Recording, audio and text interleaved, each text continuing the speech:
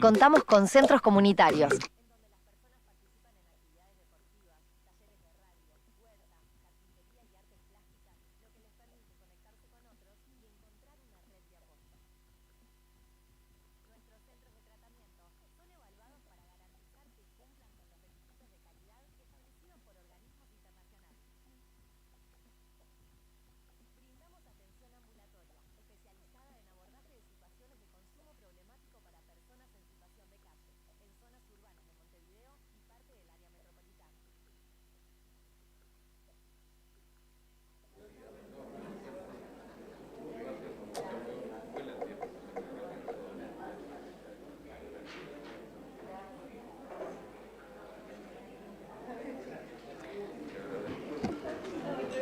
Buenos días para todos.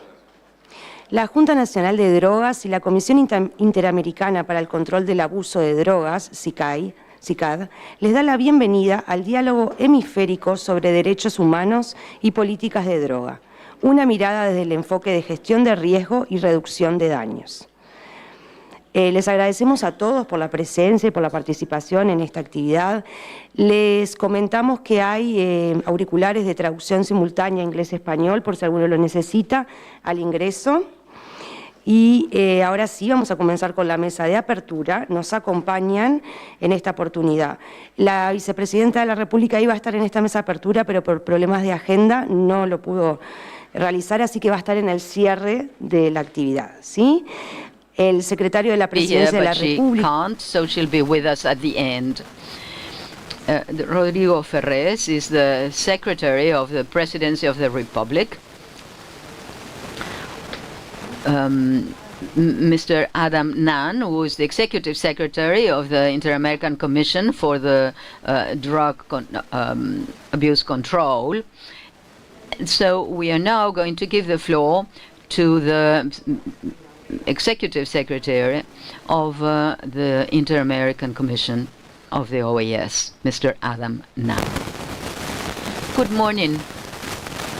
Good morning, everyone, all of you here today, and the distinguished authorities who are here for the opening ceremony.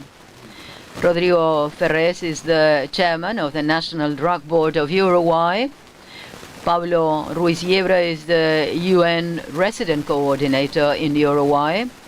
Estuardo Ralón Orellana is the commissioner and rapporteur on the rights of persons deprived of liberty and against torture of the Inter-American Commission on Human Rights of the Organization of American States. He's going to accompany us via video. I would like to thank all the authorities and experts who will participate in the two panels following this opening, as well as everyone, distinguished ambassadors and other members of the diplomatic corps, and all those who are listening to us via the YouTube channel set up for this event. It is an honor for me, as Executive Secretary of the Inter-American Drug Abuse Control Commission, CICAD, of the OAS, to be a part of this hemispheric dialogue on human rights and drug policies. First of all, I would like to thank the government of Uruguay, as the CICAD presidency, for organizing such an important and relevant dialogue. And I would like to congratulate them for placing value on the defense and preservation of human rights in our hemisphere. In the process of state development, public policies play a crucial role.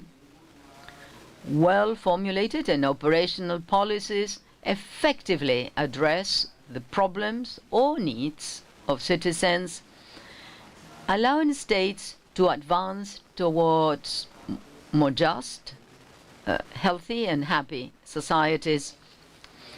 The success of public policies is based on centering actions around people, ensuring that their dignity rights and well-being are preserved.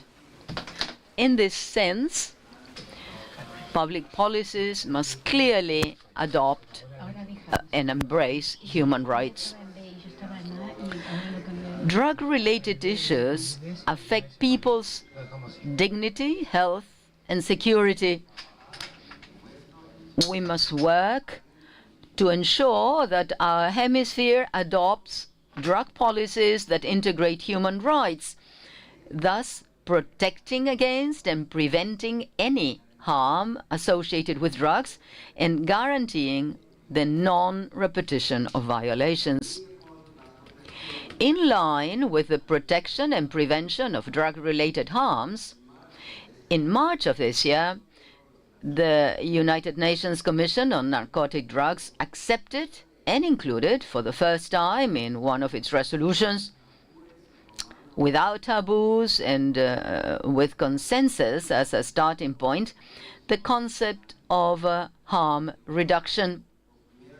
Likewise, and also for the first time, damage reduction was included in CICAD resolution for this year's OAS General Assembly, drafted at the 75th regular session of CICAD last May, encouraging, and I'd like to quote, member states to develop and strengthen intersectoral networks of support services for the prevention, risk management, and harm reduction. Risk management and harm reduction are based on the principles of human rights and justice. They focus on making positive changes and working directly with people without judging, coercing, or discriminating against them. Access to health care is a very important human right. In this regard, harm reduction strategies allow some individuals to take the first steps towards entering treatment. Through harm reduction actions, the risks associated with drug use, such as infectious diseases and overdose deaths, inter alia, are minimized and mitigated. But these actions also allow many marginalized or vulnerable people to have their first or regular contact with public, social, and treatment services. From the Executive Secretariat of the Inter-American Drug Abuse Control Commission, we will continue working to preserve human rights through the support we provide to member states in developing and strengthening their national drug policies and in developing drug prevention and treatment programs.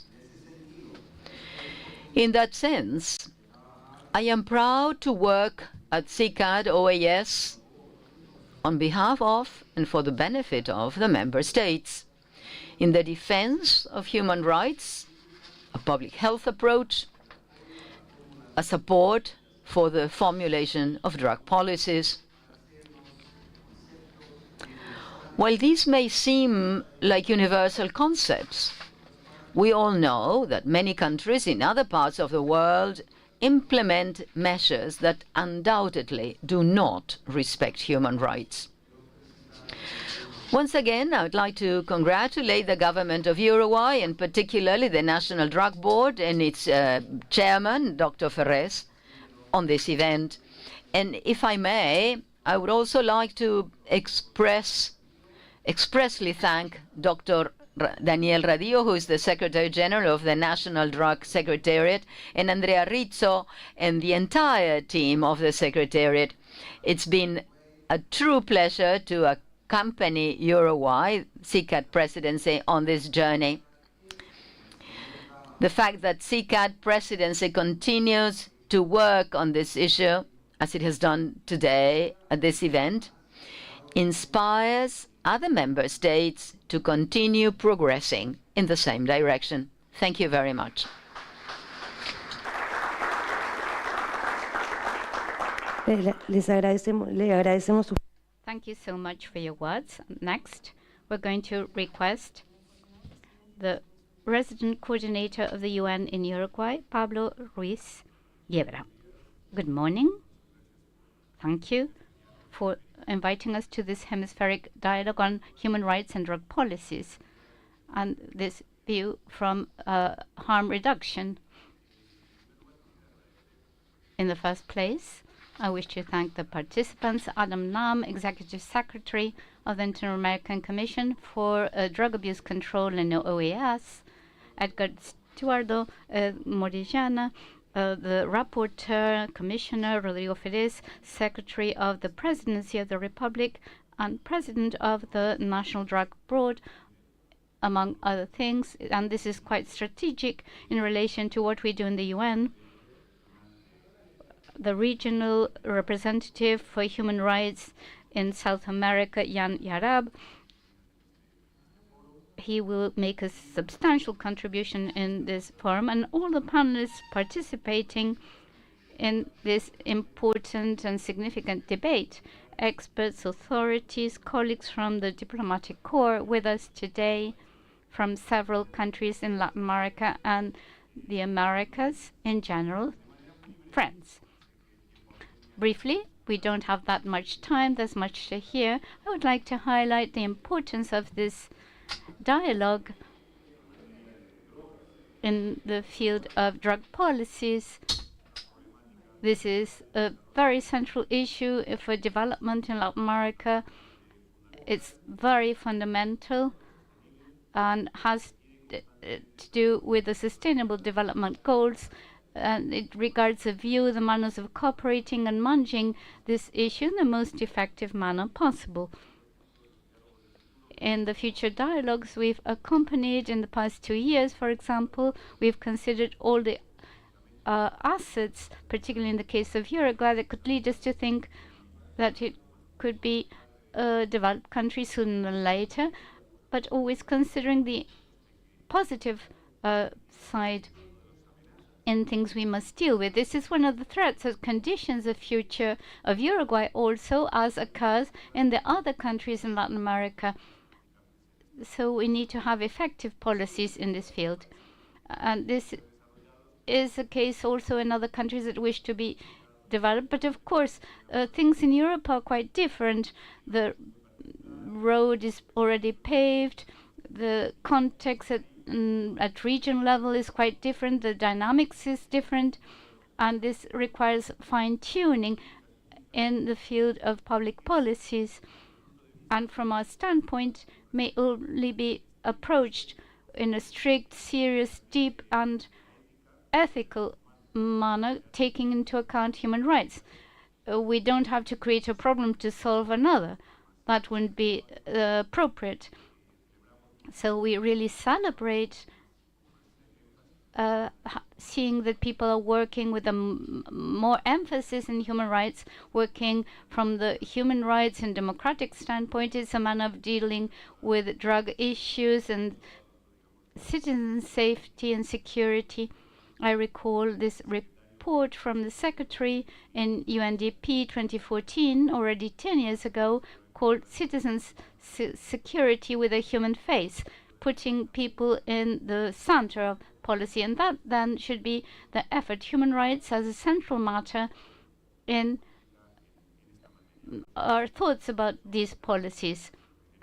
Adam Nam will speak about this better than I, sharing the outcome of a very serious and thoughtful study in this regard. So without further ado, thank you for inviting me. I'll be very interested in listening to the different presentations today.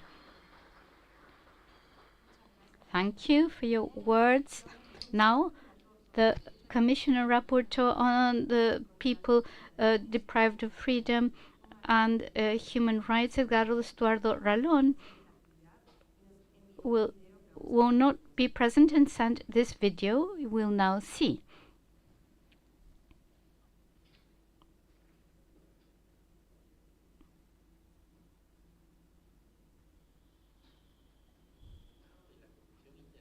The Commissioner and the Human Rights Commissioner feel honored to welcome all the people present in this very important event. Bearing in mind the aim, I will share the main variables and recommendations on drug policies contained in the report on women in prison in the Americas. That is a first regional study that analyzes the situation of this population. The report indicates that in the past years, the imprisonment rate of women have increased, even doubling the increase of the general population in prison due to the hardening of criminal drug policies and the lack of the gender perspective to approach this problem.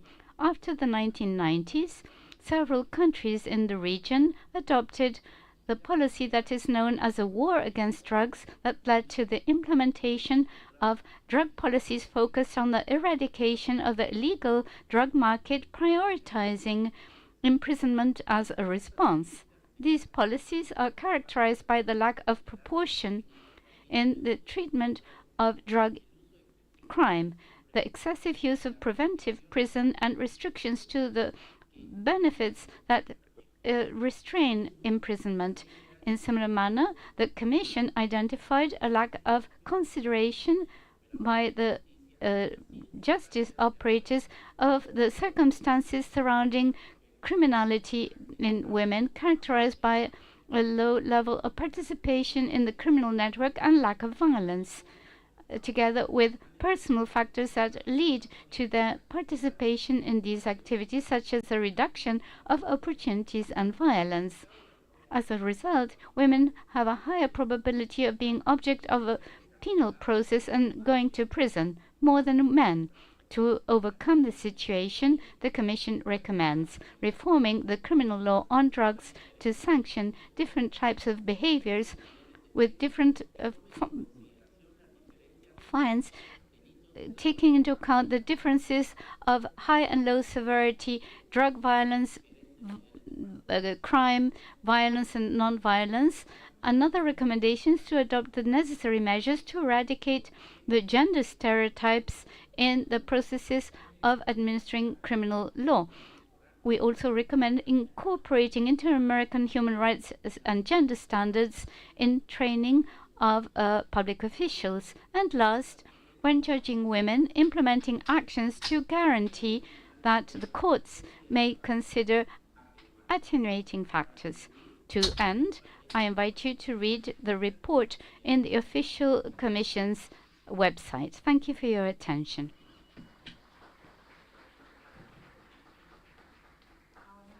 Now, to complete our opening session, we're going to ask the Secretary of the Presidency and President of the National Drug Board to say a few words, Mr. Ferris. Good morning, everybody. Mr. Secretary, Executive Secretary of the Inter-American Commission for Drug Control and Abuse, Adam Nunn, Resident Coordinator of the UN, Pablo Ruiz, Mr. Secretary General of the National Drug Board, Mr. Radillo. Welcome you all to this meeting. It's a true pleasure for me to be present here in this hemispheric dialogue on human rights and drug policies. I just have a few welcoming words to share with you and a couple of thoughts. Our country, Uruguay, has promoted for long years integration of human rights instruments in drug policies, be it at national and international level in several fora. The principles and values that inform human rights and that ultimately have been acknowledged in the Constitution of the Republic in different laws and international instruments ratified by our country are a fundamental matter when discussing and considering these problems entailed by drug abuse, or in other words, people with problematic drug use. as regards international instruments, international law, for example, has this extraordinary request from the UN General Assembly on the world issue with drugs of 2016 was perhaps a real landmark in this sense. In agreement with this, we have national drug strategies in the different administrations of Uruguay, and they acknowledge among their principles integration of this human rights approach within all policies regarding drugs. In this framework, we have initiated strategies that part from the basis of the need to develop integrated, comprehensive policies centered on individuals and all communities that are part of their context, and in the full respect of the rights and guarantees in all their dimensions. So, if we speak of integrating this matter within the context of the respect for human rights, the dignity that these rights entail in people, in public policies, this, among other things, implies, for example, having a state ever present, a state that is responsible to guarantee and care and contribute to comply and protect with these human rights, and also generate actions for a full exercise and effective exercise of these rights. Bearing in mind that drug policies are developed with the aim of contributing to the well-being of individuals, Ambassador Nam, for example, mentioned the dignity of health and security as fundamental human rights at present in this field. Having a vision when implementing drug policies in government, this must be comprehensive, with a universal conception in the treatment of the subject, indivisible, interdependent, and supplementing rights, focusing drug policies on individuals as subjects of rights, the human being that is suffering when they have a problem and that require a family or friends, but also support and protection provided by strong, sustainable state policies, acknowledging, of course, their autonomy, freedom, and responsibility. All these principles are taken into account in the drug public policies implemented in our countries. The defense of health as a comprehensive health concept with social inclusion and justice are very important to us. This view also somehow considers implicitly the need to ensure that these rights are based on equality and non-discrimination when approaching the subject, generating specific measures addressed to vulnerable populations, decreasing the gap of access to treatment and to safeguard health and safety of people, and also always working to facilitate access to the justice systems to people who at a certain point might require it. Nevertheless, we always have challenges before us and actions that must be taken in order to be close to these people who are drug users and often are stigmatized or discriminated, and the state, I repeat, must generate, in our view, policies to try to mitigate this discrimination, lack of inclusion that somehow are human rights, of course. A su vez, In turn, of course, what we were just saying, to improve access to social services, in fact, health services, services involving protection, social protection as well, going hand in hand with health services. And I think that we are part of a very valuable process together with CICAD, and we hope that it'll continue being fruitful. I would like to commend the work of CICAD as the Inter-American Drug Abuse Control Commission of the OAS. It's a specific specialized agency within a commission within the OAS, in the same way as the UN does, using scientific evidence and ongoing purpose with ongoing work with specialists, try to create inputs for the policies that every government in every country will put forward. I would like to celebrate this occasion for dialogue and wish you a very productive sharing of opinions. Thank you. We thank the authorities of this opening session. This is the end of the opening session, and we will now,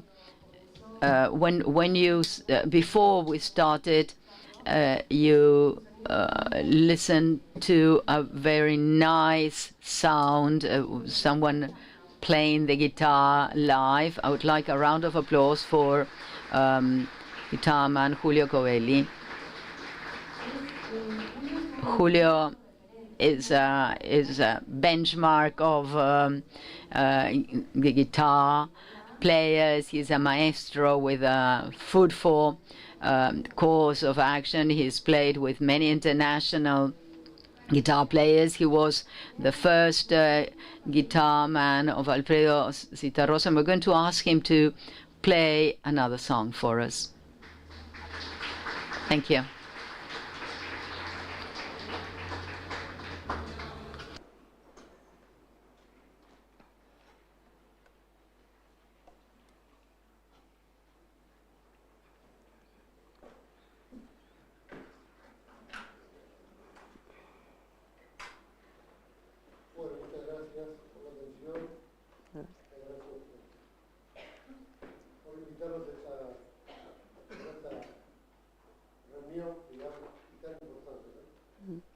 Vamos a recordar a don Carlos Gardel con ese tema tan famoso en el mundo que es El día que me quiera.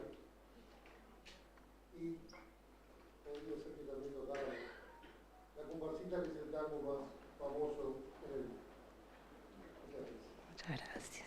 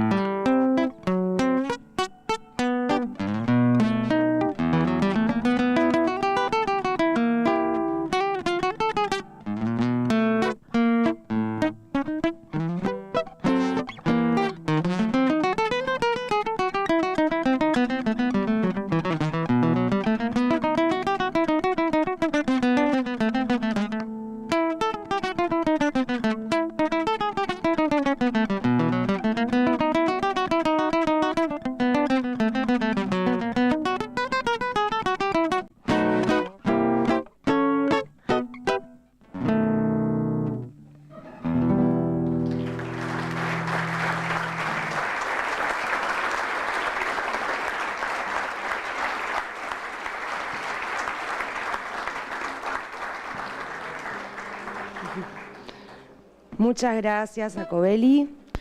Thank you, Mr. Covelli. It's a great pleasure to have you here with us. Thank you.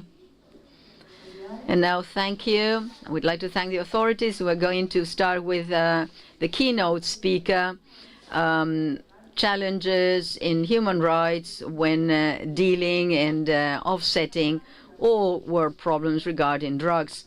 The UN representative for Human Rights Commissioner in South America, in Latin America, Mr. Jan Yarab, please.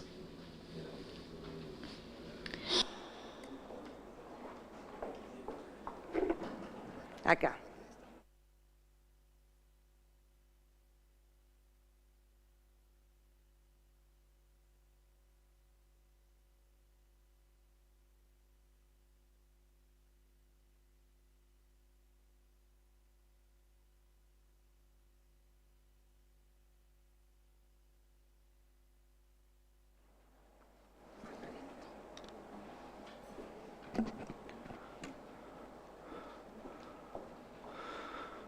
Señor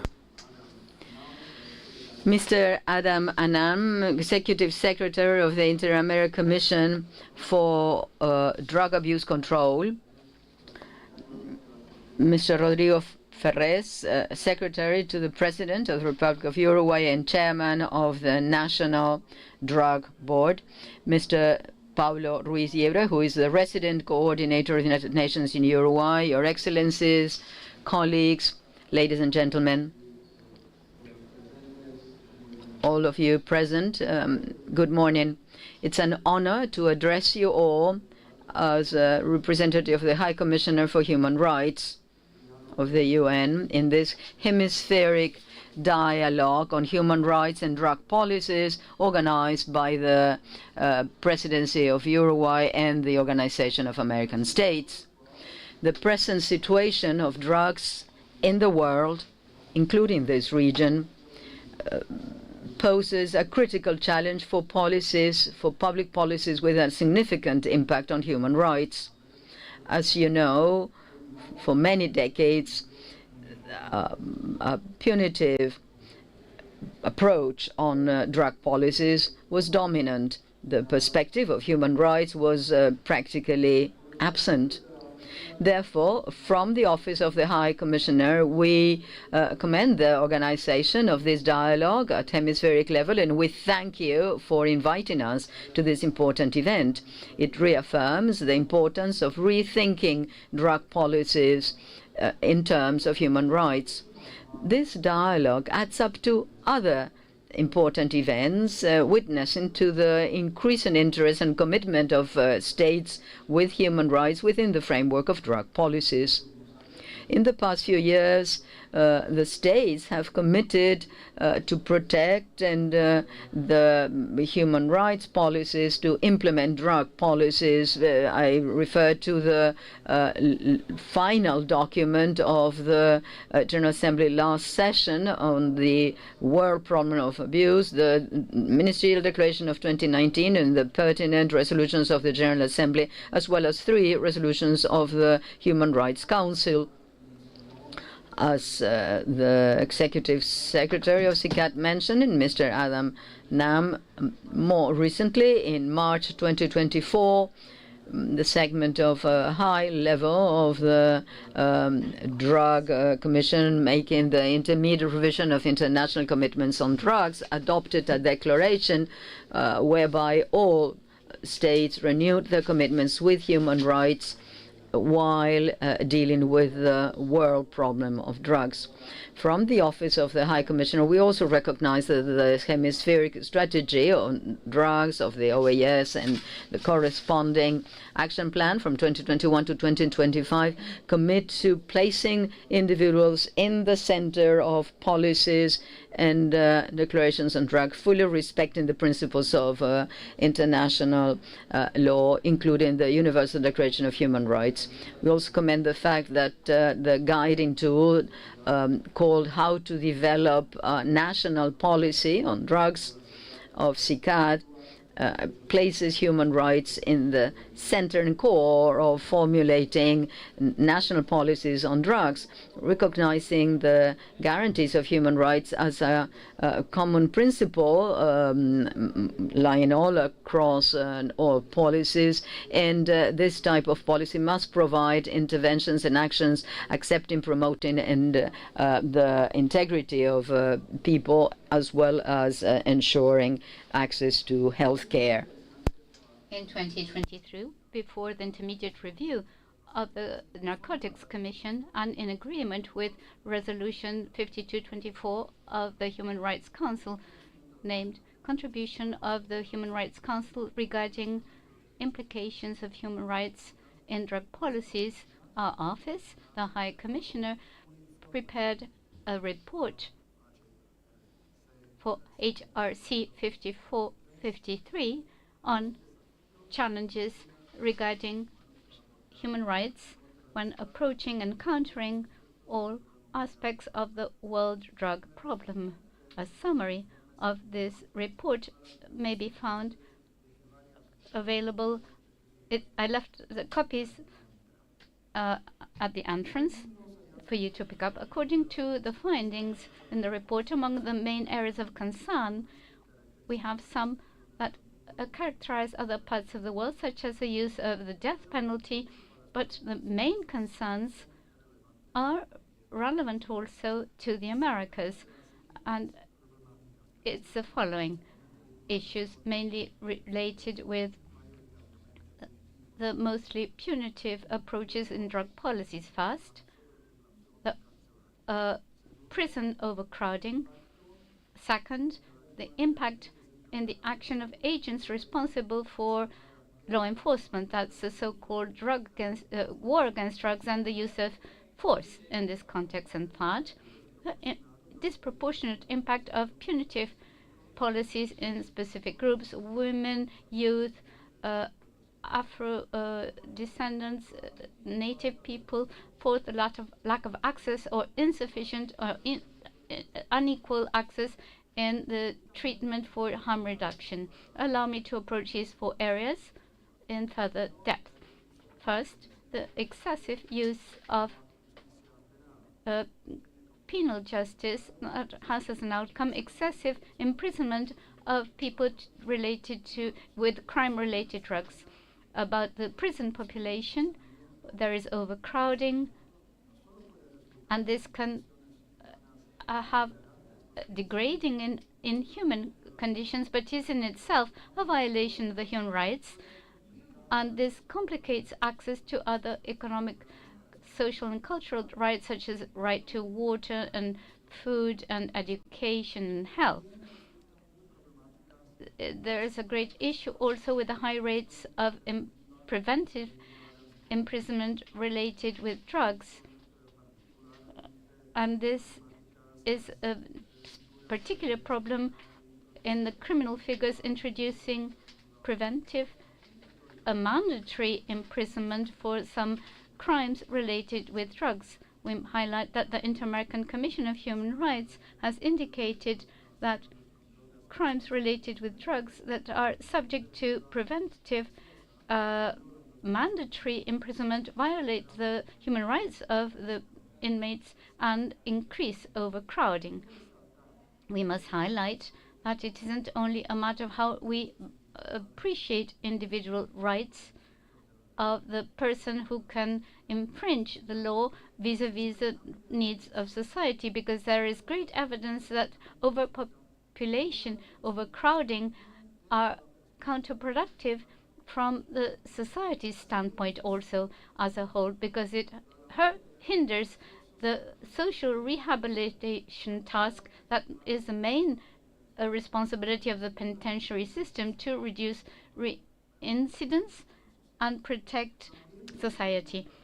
Another counterproductive issue is something our office has observed in some countries in the region, according to which all those sentenced due to drug-related crimes are sent in a mandatory manner without the judge being able to decide otherwise to maximal security prisons And this is due to the moralist position that all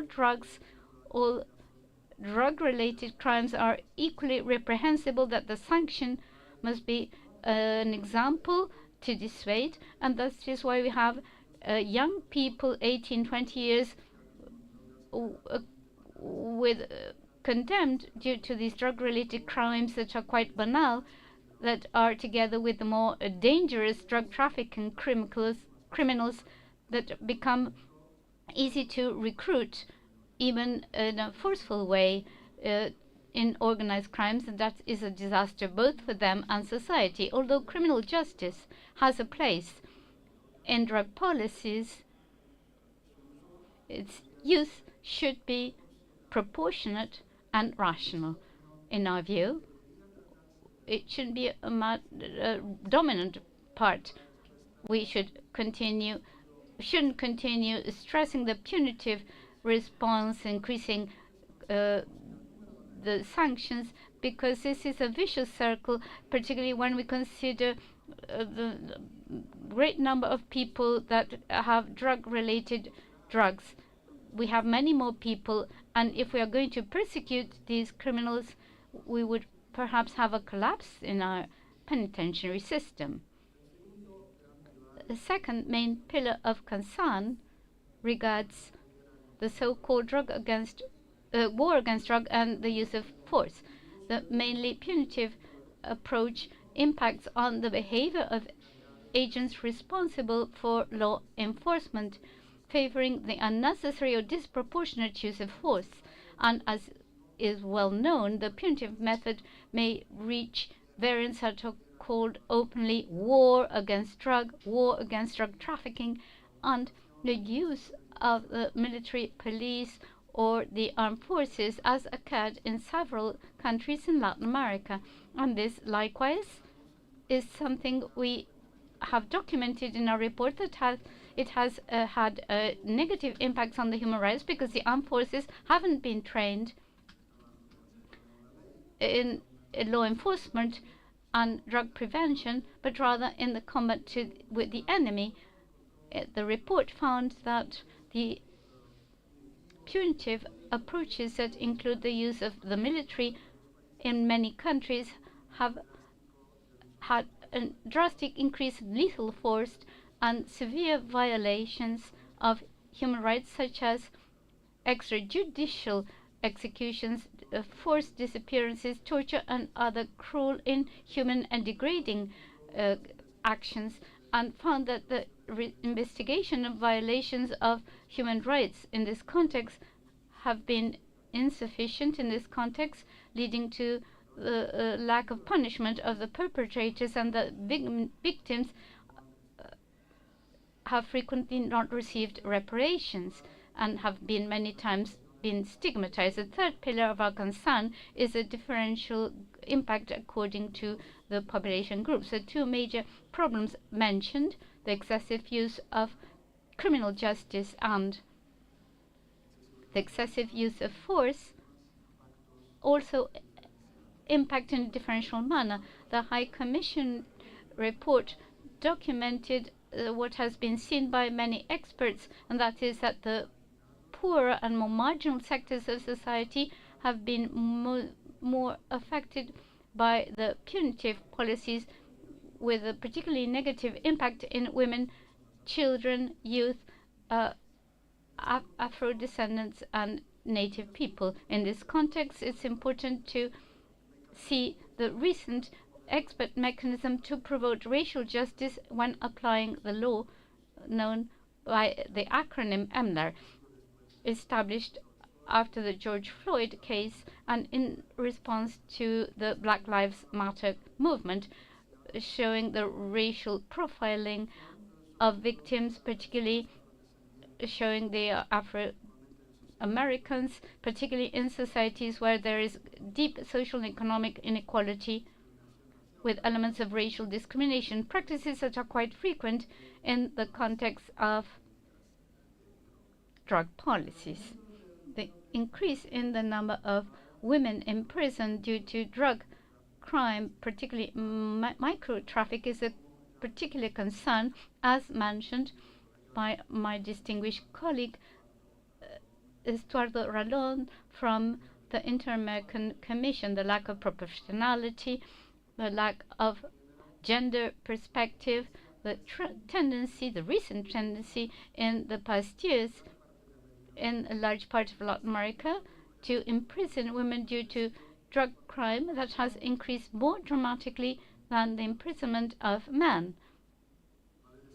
We must highlight that this has a specific impact in their families because many of these women are young with small children, and in this situation many countries in the Americas lack of special care modules for these mothers with children.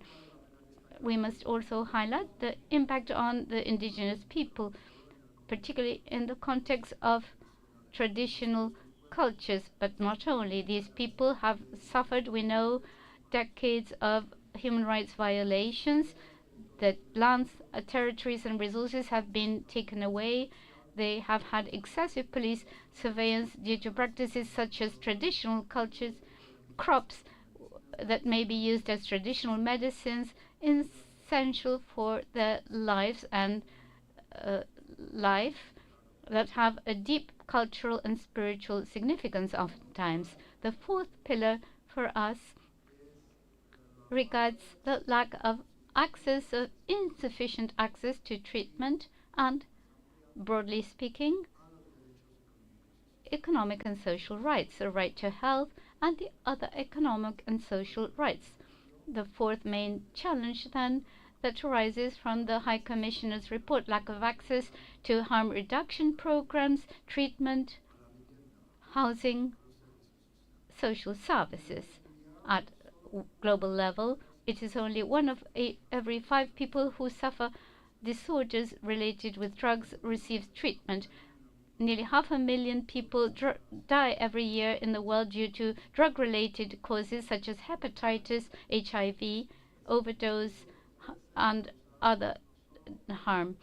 And this may be caused due to lack of capacities, but also because when we have a mostly punitive approach with high dissuasive sanctions, this has an impact on the primary and secondary prevention and treatment elements, because the dissuasive elements dissuade people indeed to do this and help them to seek help when they have drug dependency issues. Ladies and gentlemen, although we don't have solutions for everything, we know that a robust, holistic approach that is based on science, human rights, and the joint vision of sustainable rights is possible, and in the High Commissioner's office we're quite convinced this is essential. Indeed, the reality we face today may be characterized as paradoxical, contradictory, because on the one hand, as stated, in spite of the evidence in many states, we still have punitive measures such as hardening of sanctions, and we have increased problematic trends as indicated, and on the other hand we don't acknowledge that the excessively punitive approaches are not achieving their goals, and we cannot make progress without the human rights perspective.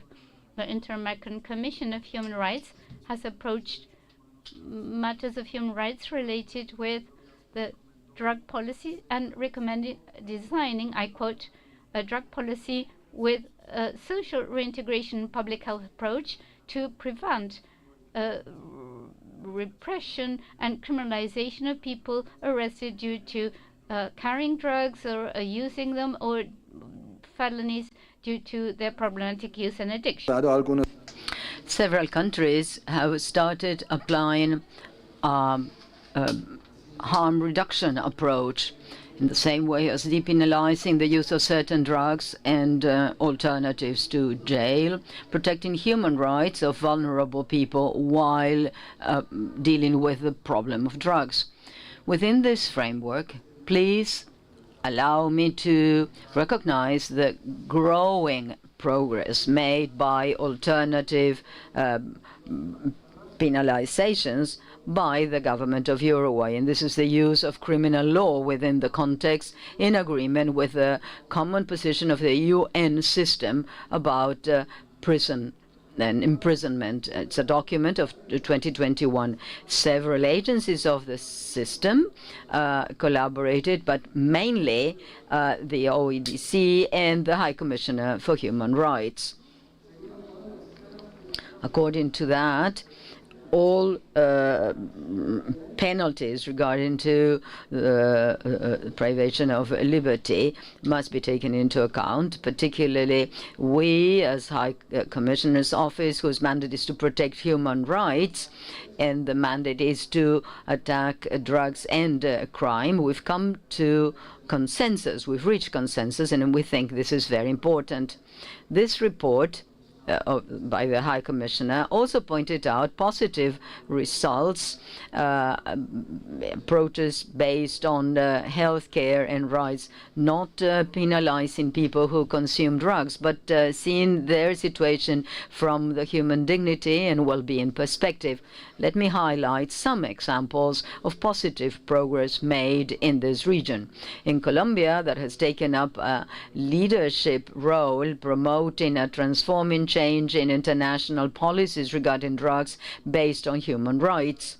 Bolivia leading the process to revise the coca leaf, which could mean a turning point, critical turning point of the human rights of indigenous populations in many countries, because any decision made within this context must take into account the implications for human rights, for the human rights of the indigenous populations, and participation in the process must be ensured. Several countries in the region, Argentina, Bolivia, Brazil, Canada, Chile, Costa Rica, Jamaica, Mexico, Uruguay, have depenalized either by judicial or legislative actions the personal use of certain drugs, eliminating one of the main obstacles to protect the right to human health of people consuming drugs. Evidence shows that this depenalization of the use and possession of drugs for personal consumption reduces the stigma and discrimination, making it difficult to have access to health care. Reduction of harm and legal services. The prevalence and the transmission of HIV are reducing drastically among those people consuming drugs within this framework. Progress, however, has been partial within the framework of something that I've mentioned, which is full of contradictions. For instance, in many contexts, the partial depenalization may be affected by the inequality, the underlying inequality. For instance, a middle-class white boy is controlled or by the police and saying it's for his or her use, her own use. That boy may be may remain in freedom, whereas a black boy runs the risk of being considered a trafficker and charged. So the thing is that depenalization must follow clear criteria, reducing arbitrary procedures. We also have to relate drug policies with other important public policies, among which the policies of harm reduction focus on mental health, for instance, considering addiction as an integral part of the mental health policy. It is within this framework that it's important that the Special Rapporteur of Human Health Rights publish 2 reports this year about the reduction of harm and mental health. Equally important are the housing policies of persons who are living on the streets, social inclusion policies, as well as employment policies. As we've seen many times, depenalization without sufficient support of these other policies may be left halfway through or fail to succeed.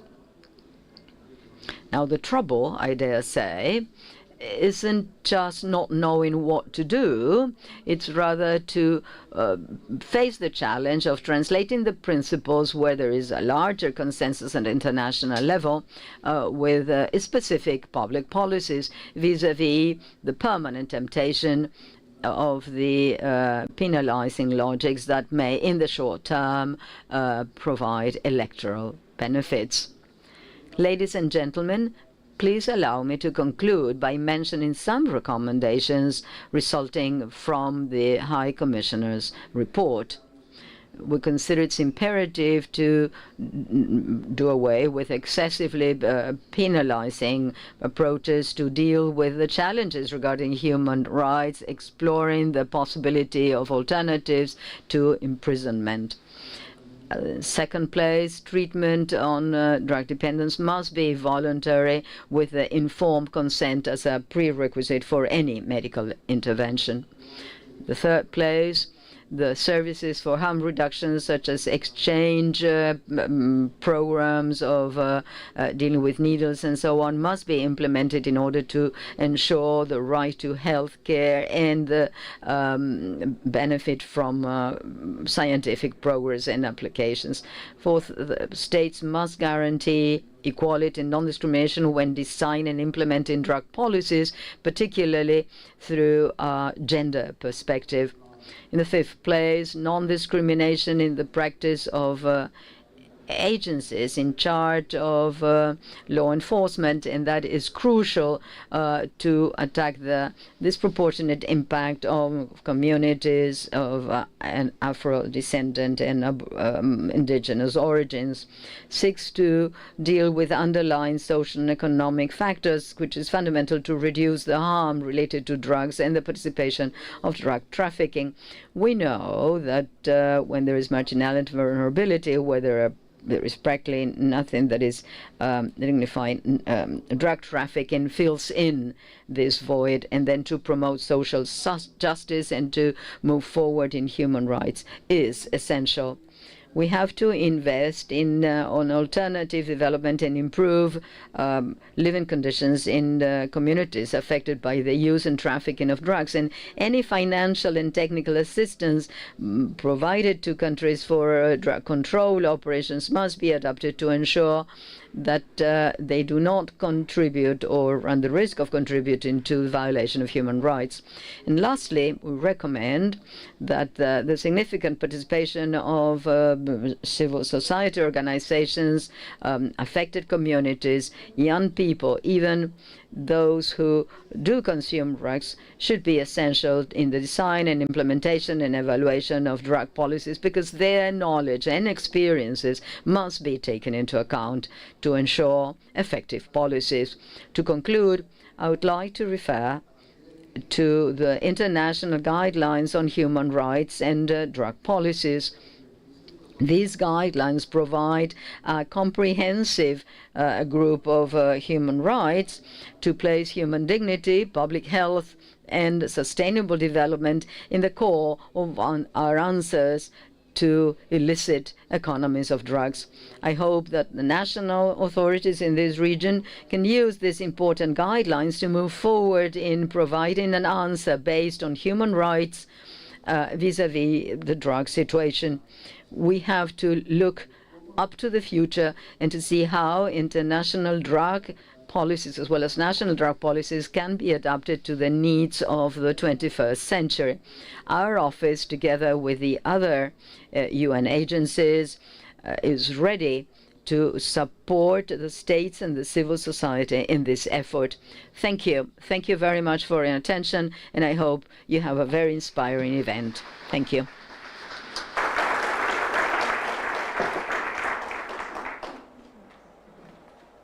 Bueno, le agradecemos mucho y ahora sí vamos a hacer un... Thank you. We're going to go into a coffee break right now. We have some coffee in the entrance lobby. And for the next activities, you can pick up your headsets for simultaneous interpretation. Thank you.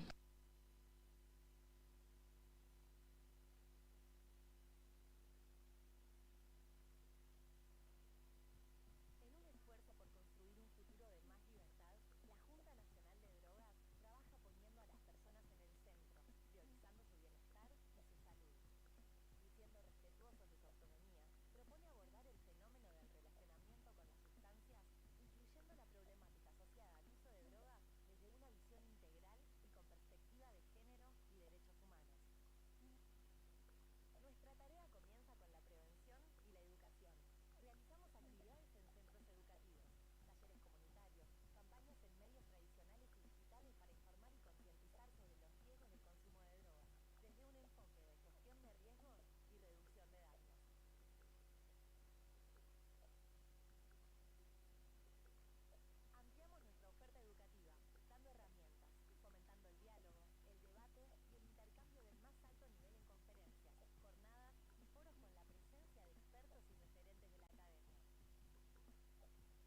Lanzamos Uruguay Previene, el plan integral de prevención respaldado por una red de instituciones estatales que promueve acciones y estrategias en entornos familiares, laborales, educativos y comunitarios. Brindamos tratamientos planificados e individualizados, desarrollados a la medida de las necesidades y circunstancias que atraviesa cada persona. En nuestra búsqueda de proporcionar un apoyo integral, hemos ampliado la Red Nacional de Atención en Drogas, brindando un espacio seguro para aquellos que lo necesitan a través de convenios con instituciones estatales y organizaciones de la sociedad civil. Contamos con 28 centros Ciudadela a nivel nacional, diseñados para brindar atención personalizada y asesoramiento a personas con uso problemático de drogas, a sus familias y referentes socioafectivos.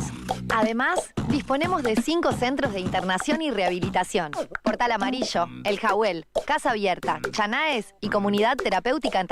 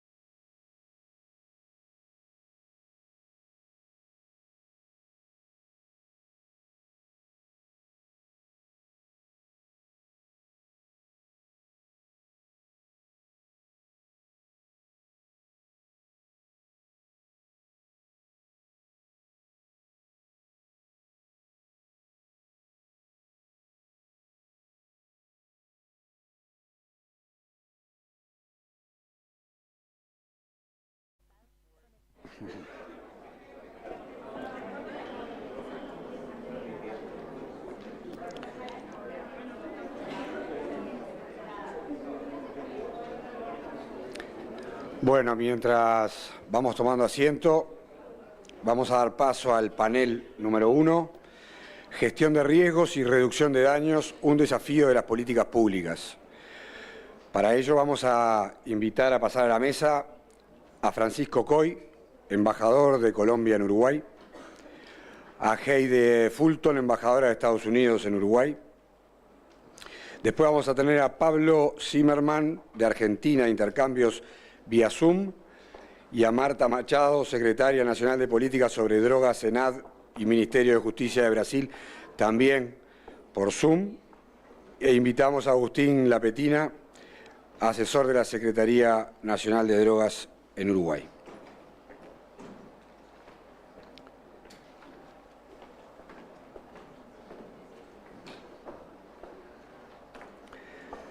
Entonces, si les parece,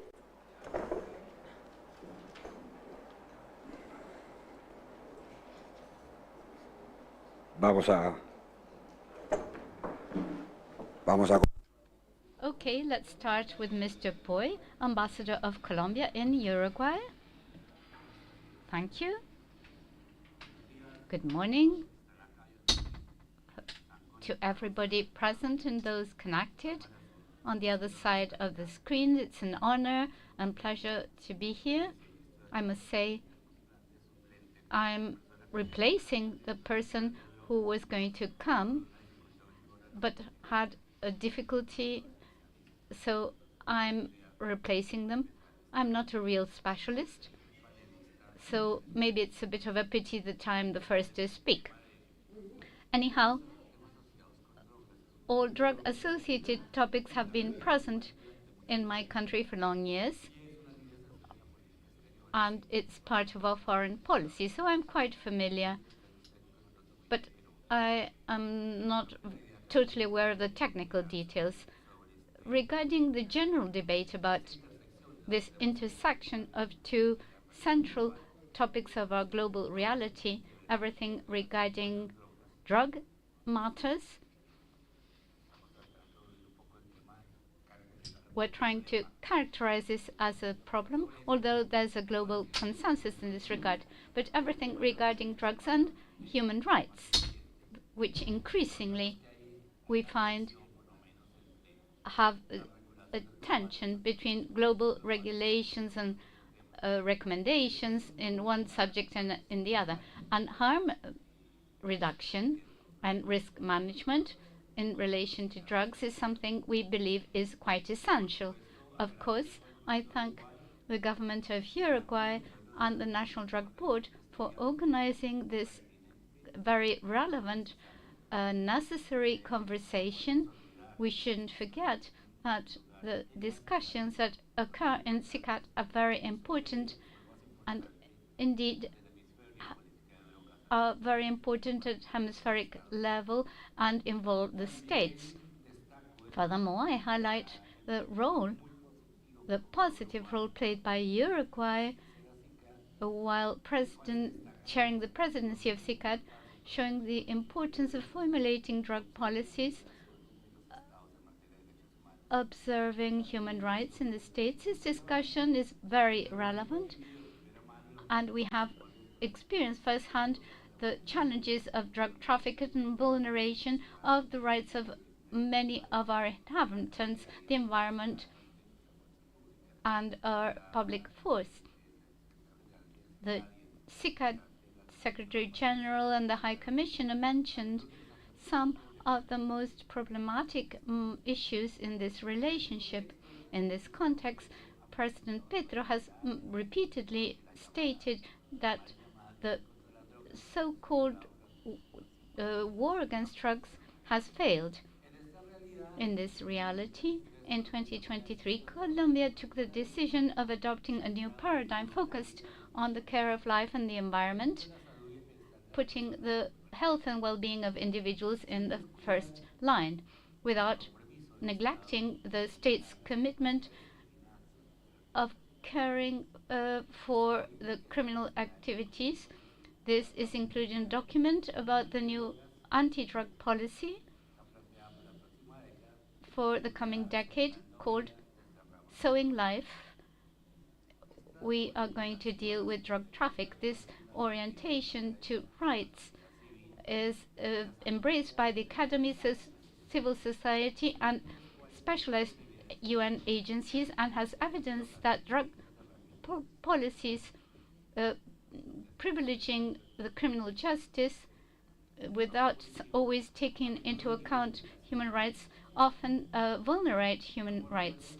As a reference, the recent report of the Special Rapporteur on the rights of people to health and others, called Drug Use, Harm Reduction, Right to Health, show the relationship between the right to health and other economic, social, cultural, civil, and political rights. The question here is how to guarantee the right to health in the context of drug policies. The quoted report makes it clear that policies, programs, and harm reduction policies are effective to protect and promote human rights, among them the right to health. As a result, Colombia has included in its drug policy a strategic line for harm reduction and reduction of stigma related to the use of narcotics. This line has been considered as a measure to reduce access gaps and increase the right to health and social protection. It isn't only a matter of reducing high-risk behaviors and providing areas for protection of health and the life of individuals, but a step forward to increase the quality of life of people who use drugs, promoting inclusive actions and reduction of vulnerabilities. So the government of Colombia, through the Ministry of Justice, has taken the decision to support the organization of the International Conference on Harm Reduction that will take place in April 2025 in Bogota. This is an urgent and necessary discussion, so you're warmly invited to participate in this event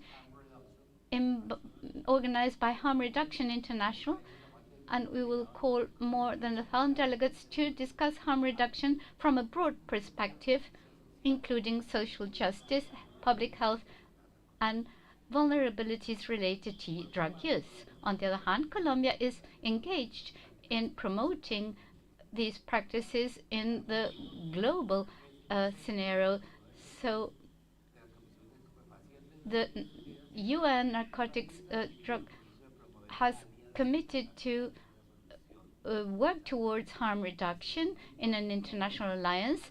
This will articulate states and civil society with the aim of making visible the importance of taking steps forward to reduce the risks associated with drug use, with the community, social and economic impacts, and the disproportionate burden on the health services.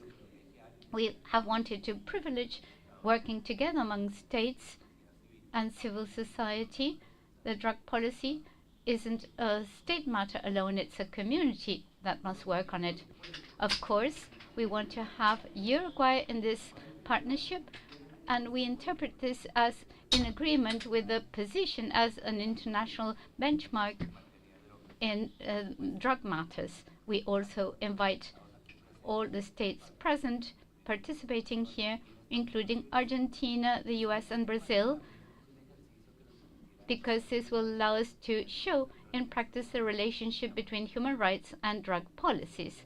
This initiative is in the framework of a broader effort in different multilateral scenarios to make evidence of failure of the so-called war against drugs, and reforming this instrument of drug fiscalization. This week there's going to be a high-level meeting in the General Assembly with this initiative to have this global view of the different policies regarding drugs. It's an open discussion we want to promote to see how far we reach when reviewing this regime that is quite long. In this sense, we thank the government of Uruguay, the United States of Brazil, for helping Brazil in the Narcotics Commission, supported by 62 states, making visible the need to open an open, honest discussion in relation to drug fiscalization, starting from the scientific evidence.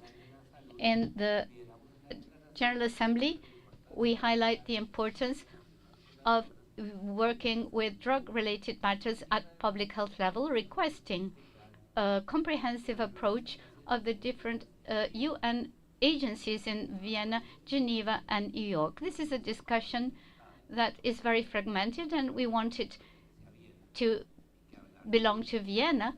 And speaking about drugs in Geneva or New York wouldn't be adequate.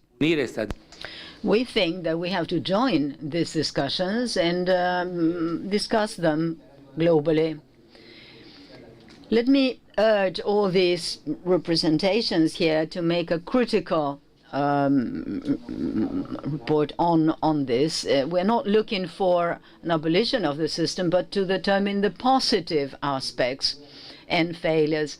That the purpose of trying to obtain the goals of conventions of long standing, they date back to the 60s or 70s, and the latest one in 1998 is going to be 30 years old. I think it's good to make a critical revision, apart from what Vienna is doing about the global policy and High Commissioner and pick up the discussion of 2016. So let us have a dialogue about 5 elements: human rights, the impact on the environment, especially vulnerable populations, health and gender issues.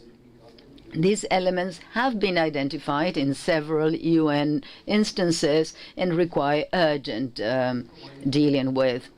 This type of events organized by the government of Uruguay and SICAD form part of the necessary discussion that must continue.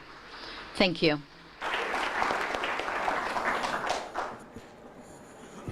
Bueno, muchas gracias.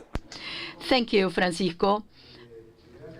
Thank you for joining and for sharing this movement, ratifying the abolition, at least conceptually, without leaving aside the fact of trying to do away with criminal organizations, which is it's not easy to carry out those lines of action, avoiding punitive issues, which was the approach based on people, which was the one that was enforced. Apart from introducing the elements that we've already been introducing, it's the question of communities and civil organizations, and the question about participation had already been focused on those collectives, and we know that in Colombia the civil society is very strongly participating on its policies. So this is a kickoff then, and we're going to give the floor now to Heidi Fulton, who is the ambassador of the U.S. in Uruguay. Thank you. It's a pleasure to be here with all of you. Thank you, and good morning. On behalf of the United States, I would like to thank the government of Uruguay for this great initiative, which allows us to discuss such important topics, and for the invitation to participate as a speaker on this panel about risk management and harm reduction and the challenges they present for the development of public policies. Although I always prefer to speak in Spanish when I participate in activities and meetings, on this occasion, I'm going to ask you for excuses, and I'm going to take advantage of the simultaneous interpretation service and speak in English. This is a very technical topic, and I have a brief intervention, so I would like to take advantage of it the most and use the exact terminology, so I will switch into English. So thank you very much for your understanding. The United States recognizes that in the international context, harm reduction is not well defined and may be subject to misunderstanding. Nevertheless, the UN Commission on Narcotic Drugs, the UN body charged with competency on drugs, has consistently underscored the importance of services to prevent and reduce drug-related harms. For example, by using the phrase initiatives and measures aimed at minimizing the adverse public health and social consequences of drug use. Whatever we call it, the idea of providing health and social services for people who need them, in particular people who use drugs, should not be controversial. We are committed to promoting measures that improve and sustain the health and well-being of people who use drugs. For the United States, this means preparing and expanding the drug demand reduction workforce to prevent and treat substance use and increasing access to evidence-based services. In fact, the Biden administration has made record investments in global health security and strengthening health systems abroad, dedicating more than $15.8 billion toward efforts of universal health care and promoting primary health care and health equity. I want to mention low-threshold care programs as an important example of these evidence-based investments. Low-threshold care programs are those that harm reduction-based care professionals, healthcare centers may implement to provide services to people who use drugs without abstinence as a precondition. Low-threshold care is essential for people with substance use disorders. For many, the first point of contact with health services may be through organizations that offer low-threshold health services and products such as overdose prevention training, naloxone, sterile syringes, fentanyl test strips, or other drug checking services, and testing for HIV, syphilis, hepatitis C, and other infectious diseases. When the client's engagement with these organizations leads to greater trust, that can facilitate his or her willingness to seek additional healthcare services, including substance use disorder treatment, especially for those who have been stigmatized or received blame or marginalization when seeking healthcare services in local medical facilities. For many decades, the drug field has wrestled with the age-old question of which is better, harm reduction or abstinence-based recovery. This is an example of an unhelpful all-or-nothing thinking that is sometimes embraced in the addiction field. A wide range of strategies can be effective for people depending on their needs and the severity of their problems, and the full spectrum of care needs to be available. In other words, treating harm reduction as an alternative to or separate from treatment and recovery services is a major oversight that can lead to negative outcomes.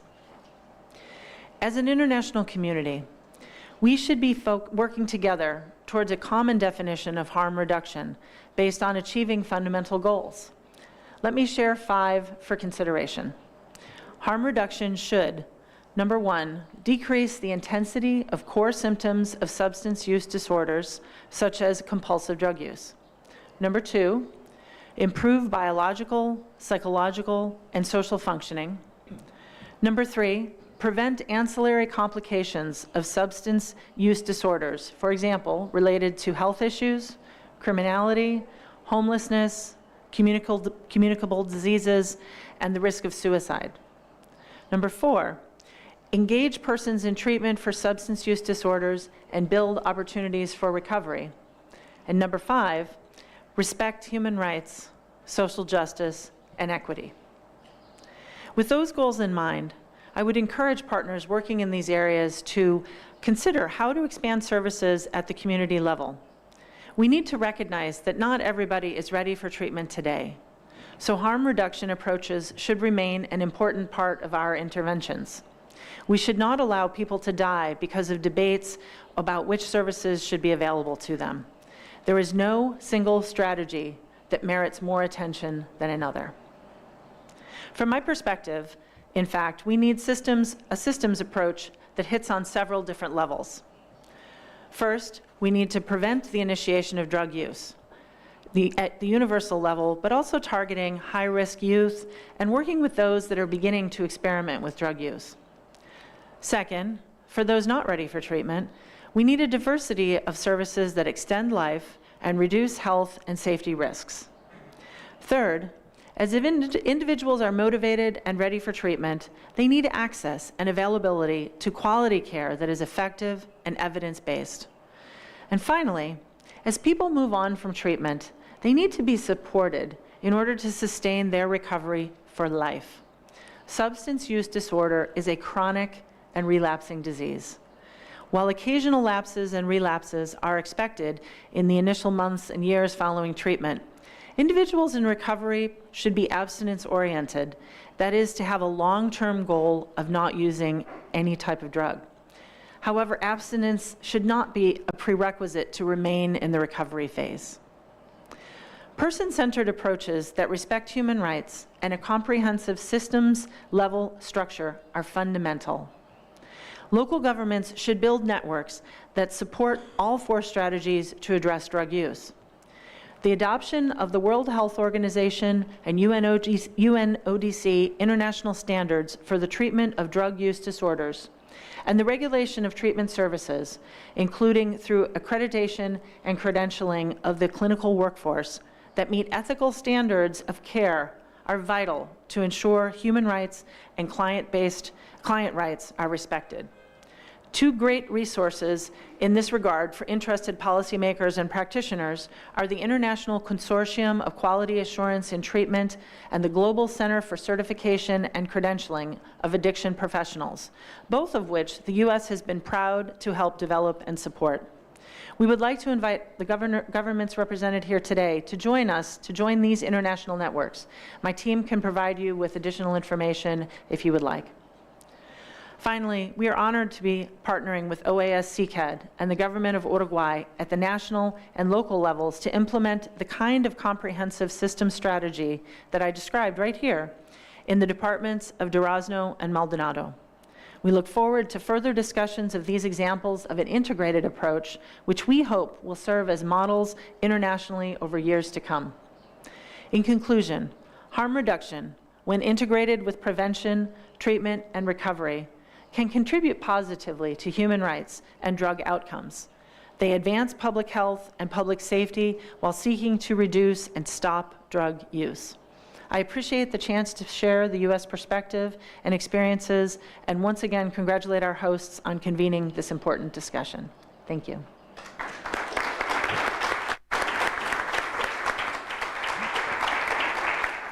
Bueno, muchas gracias. Thank you, Javier. We have new topics that are quite historical. The tension between abstinence and risk management and harm reduction. Anyhow, it's quite clear that if we have this approach that is person-centered, we may leave aside the ideology when we have somebody before us. So the idea is a broad spectrum of treatments that are tailored to the person's need in their place where they live, mainly. We also have heard the determinants of health, and people are not only focused on use, substance use, but all the issues related to problematic drug use and how harm reduction reduces the associated issues, and mentioned a line of continuity of care, reduction, promotion, access, and the post-treatment proposal. Harm reduction and risk management are not only linked to other treatments, but the benchmark is not only taking into account abstinence, that's a clear position, proposing creation of teams and quality management of the different treatment devices. Now, let's give way to Pablo Zimmerman from Argentina.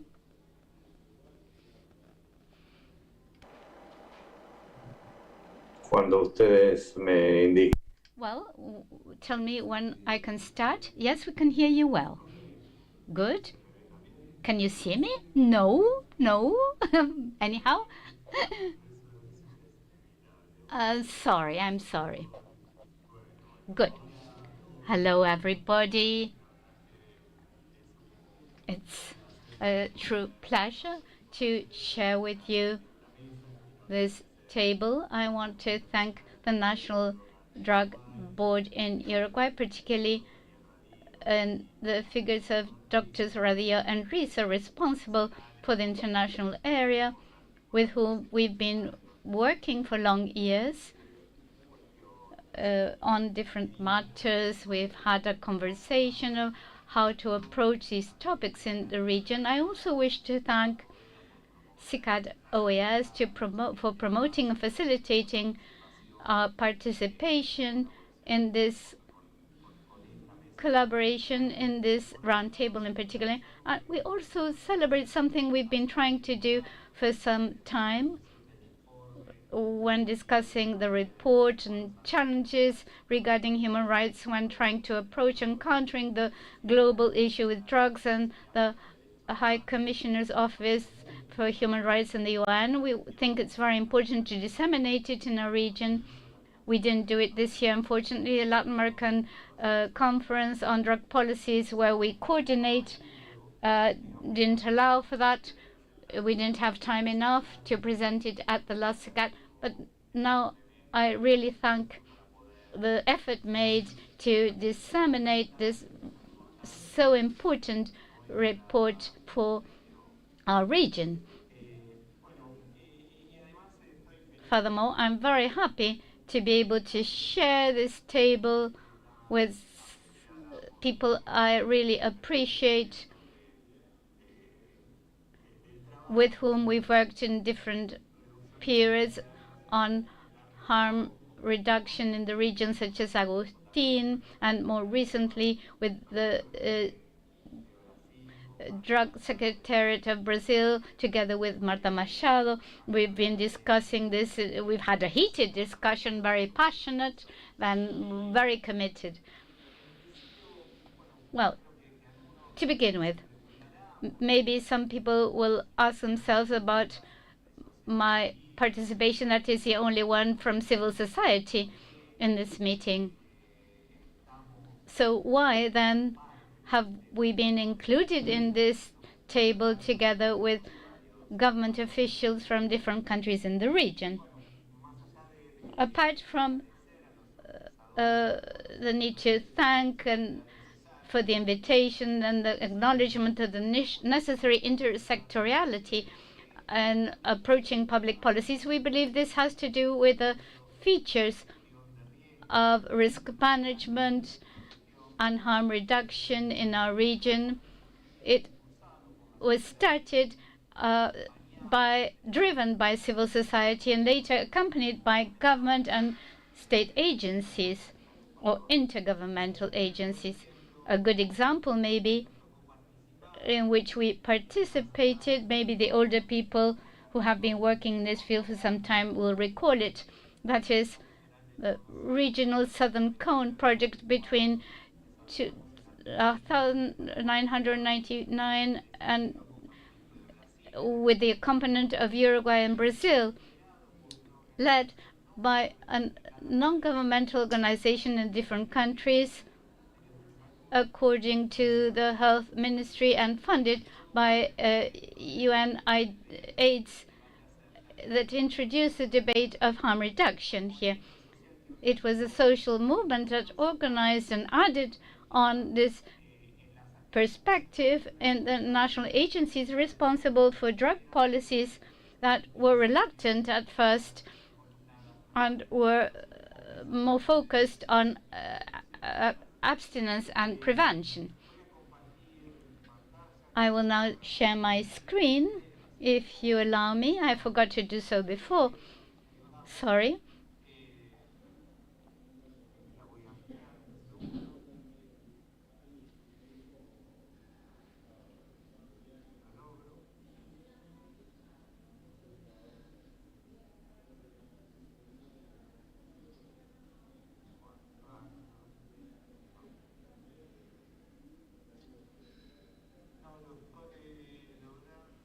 I'm sorry I can't have a full screen.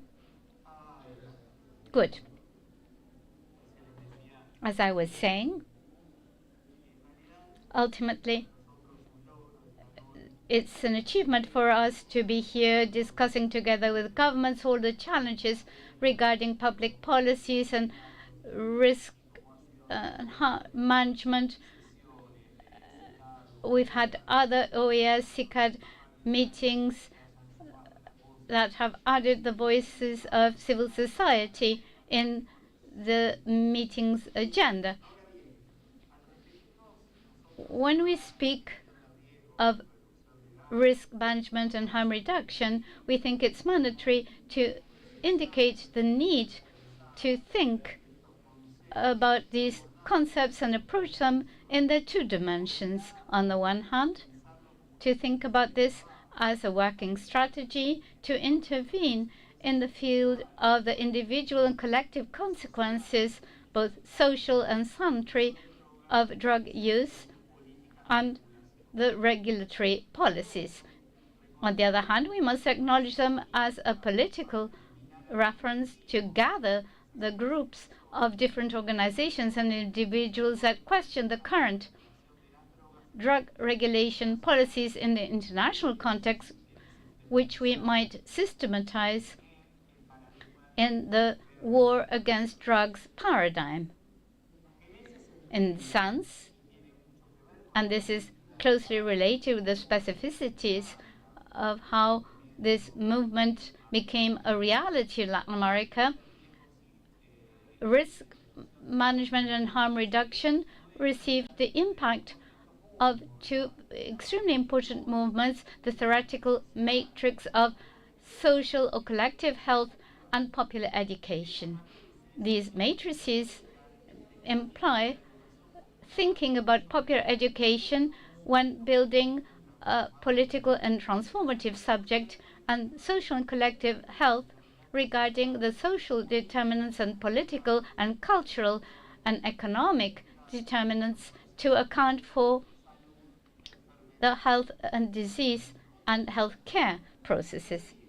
Que la gestión de riesgos. In other words, risk management and harm reduction in Latin America consider intervening on drug phenomena where the social conditions are part of the problems to be approached, and will always the social movements and collectives and individuals that use drugs that will modify their practices and environments. That's why we believe harm reduction and risk management essentially as a reduction of vulnerabilities, which are the challenges we face that lead us to approach this at public policy level. Here we have identified some we wish to share with you.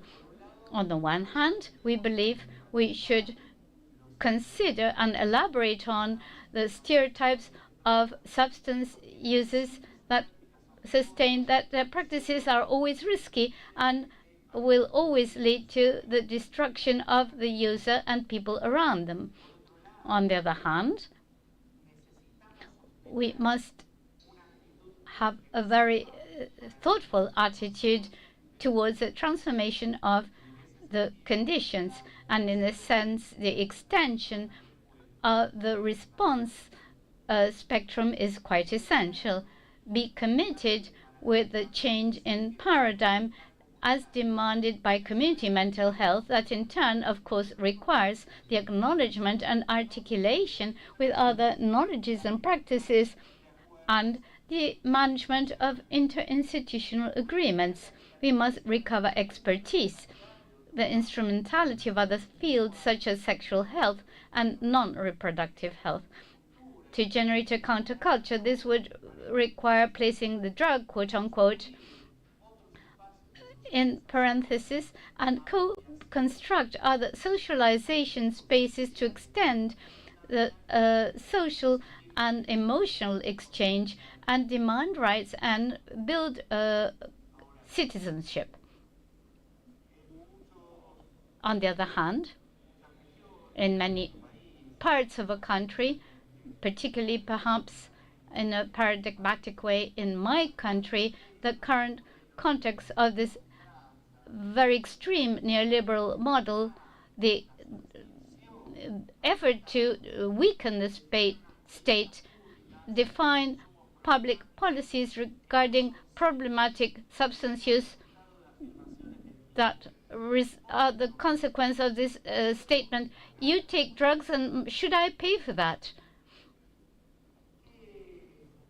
What is the future then in public policies when we degrade the ethics of solidarity and go towards the individualistic egotism? We have two possible pathways in our view. On the one hand, the mission policies in healthcare that abandons substance users, identifying the social and health problems in context of increasing vulnerability, and the policies of the punitive policies with further social exclusion and the consequences as mentioned from the UN representative. Or on the other hand, the persistence of social movements to strengthen care policies and politicize their demands. In this sense, the challenge is building together with civil society, academic institutions, and community-based organizations and professionals engaged with their role and the protagonism of substance users, a movement with a view to have a cross-sectional vindication of demands, to gather efforts together with other movements as feminist movements and diverse movements, human rights, and more specifically, the reforms in mental health. Because from this plural and respectful position, supported with our commitment, we will make progress towards a future of drug policies that are more humane and just. En ese contexto, it is within this framework that we must try and recognize that international organizations and the governments of the regions, which for decades supported strategies to reduce offer and demand, have changed their positions, recognizing the effects of repressive policies and the fact that in spite of those policies, consumption and drug trafficking has not been reduced. Today's event is a clear example of these new positions. This low traffic from punishment to care isn't linear. It isn't free of any paradoxes, but we are sure that is moving in the direction of a more respectful world of rights, learning how to live with drugs. Thank you very much. Thank you for this possibility of sharing our position with you. Thank you.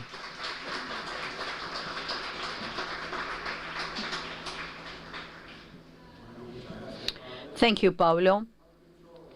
Pablo tabled some elements that are very important from the civil society standpoint. Harm reduction, also in Uruguay, stem from the civil society. And here at our table, we have someone forming part of that organization of the civil society, and that was at the origin of all this. There have also been representatives of some of those organizations sitting here in the audience. Now, that's very important and in line with the ambassador from Colombia was saying, and the evidence also of the latest report, the participation of the civil society. On that basis, we also have to think about drugs not as a separate field of all the problems, but related to community mental health and the new transformation lines that are being proposed from the institutionality, legislation, and the executive formats.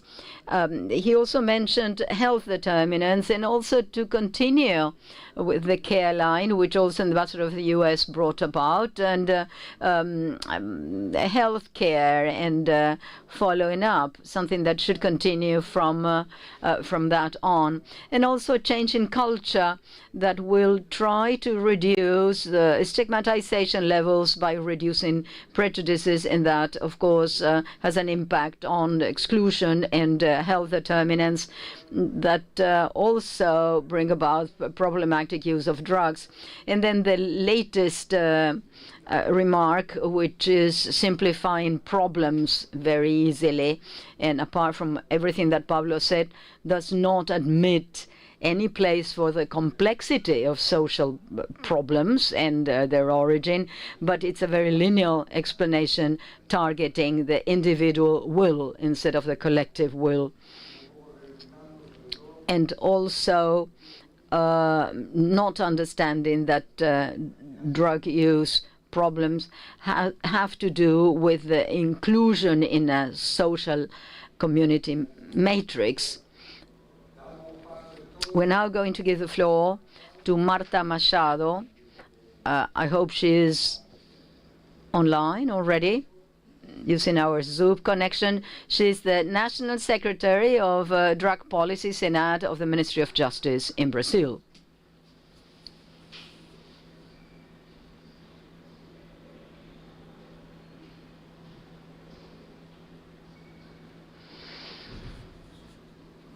Hello, can you hear me? Yes, we can hear you and see you. Well, good morning. Good morning, everyone. It's a great honor to participate, and it's a shame that I can't be there present physically. But I thank you, and it's a great honor to participate in this event in such an important and essential issue for the drug policy of our region. It's a key issue to promote more humane, inclusive, and right-based drug policy. I would like to congratulate the government of Uruguay on their initiative, particularly the chairman of the board, Rodrigo Ferrez, the secretary, Mr. Radio, because we have had very frequent exchanges and having lots of synergy in our outlooks. I would also like to congratulate all authorities present, my colleagues that have taken the floor before me, all the ambassadors, and the ambassador who was taking the floor before me. And I would also like to say that last week in Brazil, we had a meeting of a group of experts to reduce the demands of CICAD, and we have 3 recommendations that are very much in line with the topic of this event. And it is a call to countries to include in their drug policies a human rights approach, social and human development, considering structural inequalities and violence in the vulnerable territories. In Brazil, the National Secretary on Drug Policy and money laundering, Senat, has the guidelines from the international guidelines of human rights and drug policy, stressing human dignity, universality, and the defense of human rights, equality, non-discrimination, and the participation, social and significant and effective social participation. These principles form part of our national policy focused on people.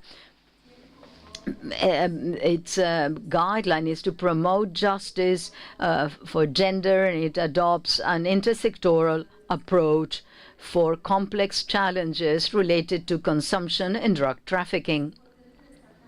It's important to highlight that, historically speaking, drug policies in Brazil and in many other countries as well have been based on a punitive and repressive approach. This has resulted into the massive imprisonment of marginalized populations. Over 70% of our jail population are Afro-descendant people.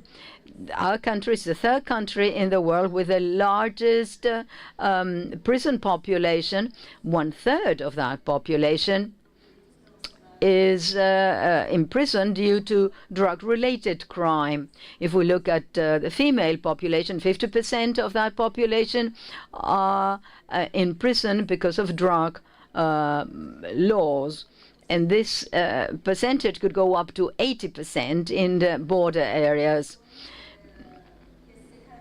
That population has low schooling, very weak access to housing before having access to criminal justice. This shows evidence of the high degree of vulnerability and exclusion of these people in our country.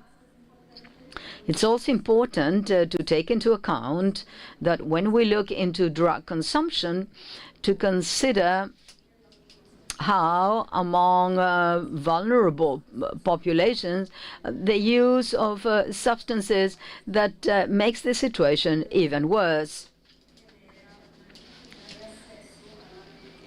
And this has to do with the access to social assistance networks. For instance, we have population centers dealing with people living on the streets. And among the users of these centers, there is a high demand by people consuming illicit drugs. That's 33%, or legal drugs, 55%, such as alcohol, for instance. In fact, what we can see is that the social assistance teams put a lot of obstacles for people using substances, and well, they take into account the fact that people who are under the use of substances or requirements to stop using substances are set out before they have access to the service. All this shows the importance of having actions such as those mentioned before, and that Pablo, for instance, mentioned, and which are very interesting and in synergy with what we're doing here. We are also working, and I would like to say and highlight the fact that if we want to look at this scenario, I would like to tell you what we are doing in Brazil. Well, Brazil, as well as Pablo mentioned it, we have harm reduction services led by civil society organizations. We try to support them in our management. And we've also had 3 programs. One that has already stopped, but there are 2 others that have been developed locally by 2 states of the Federation. One is the Cobrazo in the state of Bahia, and another one called Atitude in Pernambuco. The 3rd program was very successful in the city of Sao Paulo. It was called Pora Pro Braço was the name, but it was being discontinued, unfortunately. These programs show evidence of how harm reduction can form part of a development approach, promoting citizenship and social secure social promotion, and reducing harms may transform promoting citizens and dignity. On the basis of these experiences, we've also tried to support SENAD, because a proposal by the Centers of Access to Rights and Social Insertion in the Drug Policy, what we call CAIS, And they are focused on people who are extremely vulnerable, particularly related to the substance use, and they are based on a methodology to reduce vulnerabilities and promoting rights. The purpose is to promote access to people to the services network, to promote social inclusion, and to promote, and I'm saying this very briefly, apart from the offer of places welcoming these people and an offer of cultural activities. There is also a component of defense of rights and active search for people, connection with a services network, mediation in conflicts, and an important bridge with people's defenders and ombudsmen, because this has to do with problems that must be solved at justice. Many times this is an obstacle to have access to the service. In Brazil, there is some research that show that a large number of people on the streets are people who have come out of the criminal justice system. Some of them are well, subject to criminal measures. Therefore, a component of having access to justice is most important in order to, once the problems with justice have been solved, they can have access to other services. I'd also like to point out the community and territorial approach of these experiences and initiatives. The experiences we've had show that the territorial approach is crucial to reach the most affected populations, trying to identify any gaps and identities of territories in order to reduce social vulnerabilities and promote research of sustainable development within the drug context. Some of these strategies of SENAC, for territorial development includes the Center for Community Development, CEDES, which is a partnership with the of the UN Office for Drugs and Crime and the UNDP, which has an approach to produce research work, but also to lead, to play a leadership role in pilot programs, trying to promote understanding of structural problems contributing to problems related to drugs. This is organized according to two axes, one regarding the urban suburbia and another regarding the population living at the border, particularly at present in the Amazon, that has become a very important area of drug traffic, with a great vulnerabilization of the populations living there, particularly the indigenous populations. I would like to also mention this idea with which we have been working on the prevention, that is an extended idea based on the territory. We have a commitment and collaboration with the UN to develop two strategies. One, to eliminate violence against children and adolescents, and another to institute the SHATS initiative, services for children and adolescents. The idea here is to create this network of services with a set of actions to work as a network together with other services involving the community, and not only with specific prevention actions, but creating this network in the territory so different players, including the private players, become involved in prevention. And here we're not only speaking, when we're speaking about prevention, we're speaking of looking at the risk and vulnerability factors, and on the other hand promoting capacity building of some protection factors. this is what we call extended prevention, because if we consider the risk factors and vulnerabilities, we're working not only to prevent substance use, but also criminality and violence. From that standpoint of extended prevention, we're developing the national program within a public safety and citizenship program for youth, with actions aimed at reducing lethal violence against the young and African American population in the periphery, with a reduction of alcohol use and other drugs, working with this territorial approach. The actions include social prevention of young people and adolescents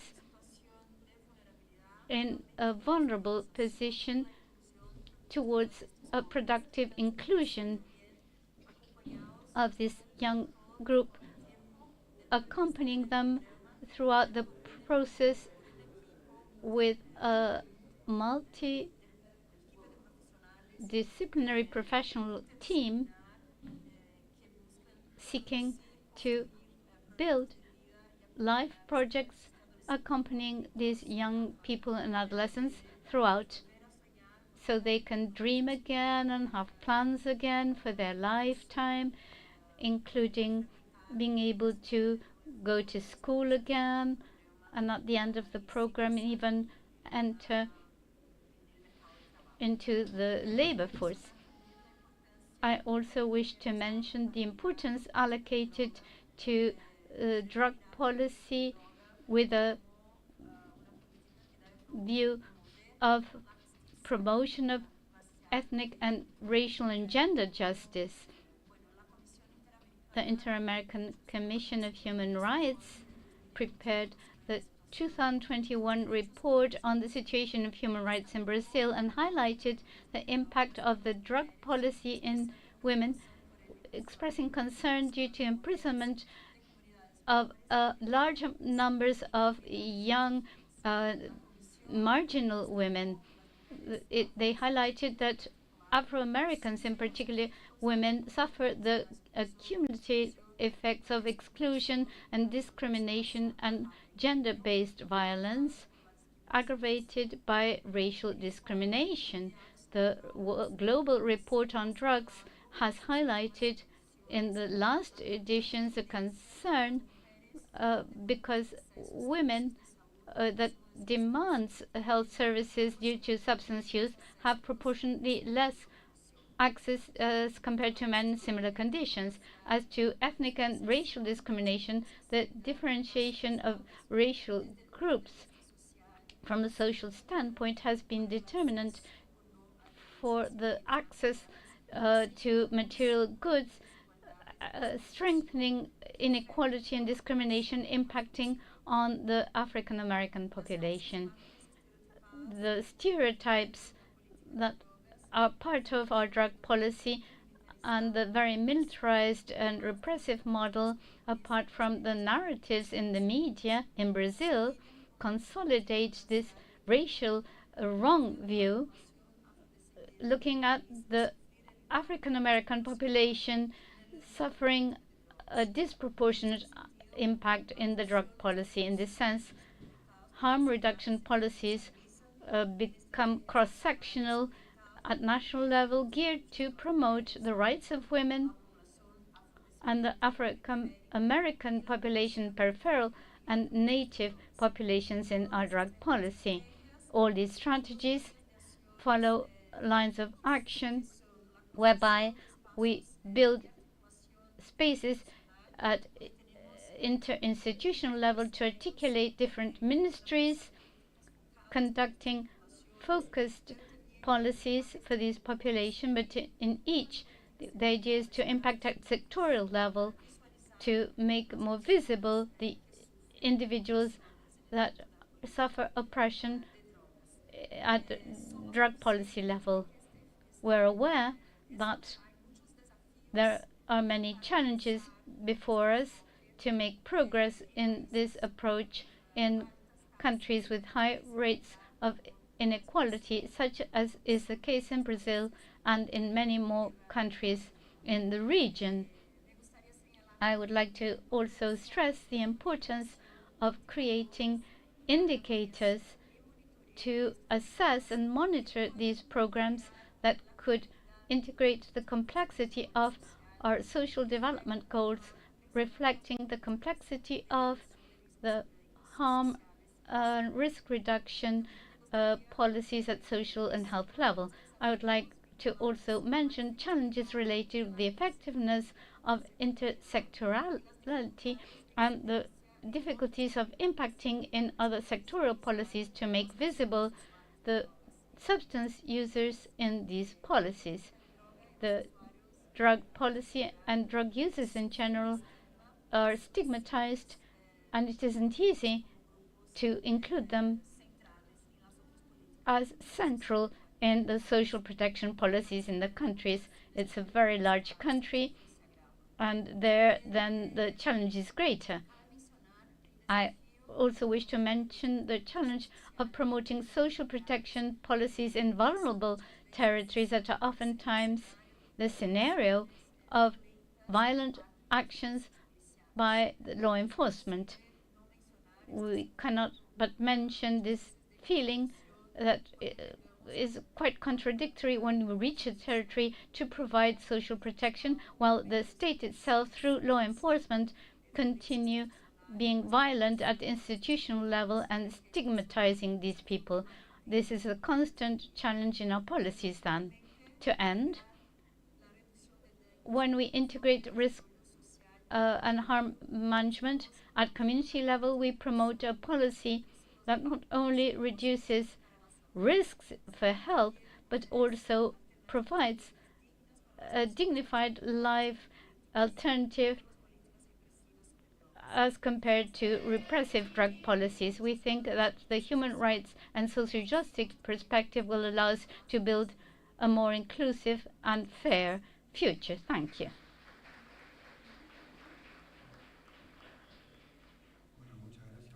Thank you, Marta.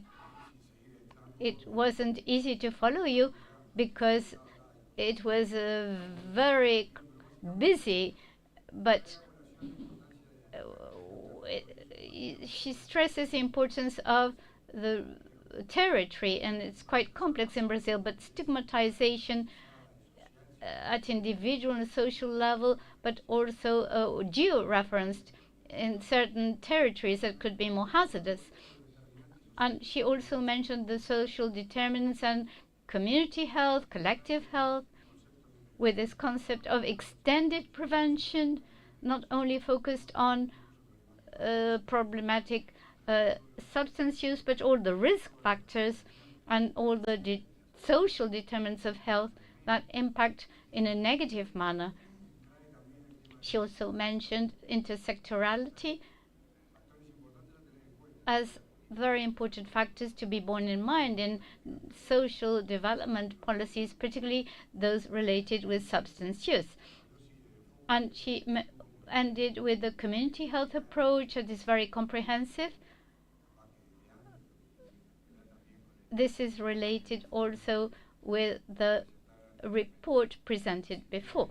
So, closing then our table, we now hand the floor to Agustin Lapetina, advisor in the National Secretariat for Drugs in Uruguay.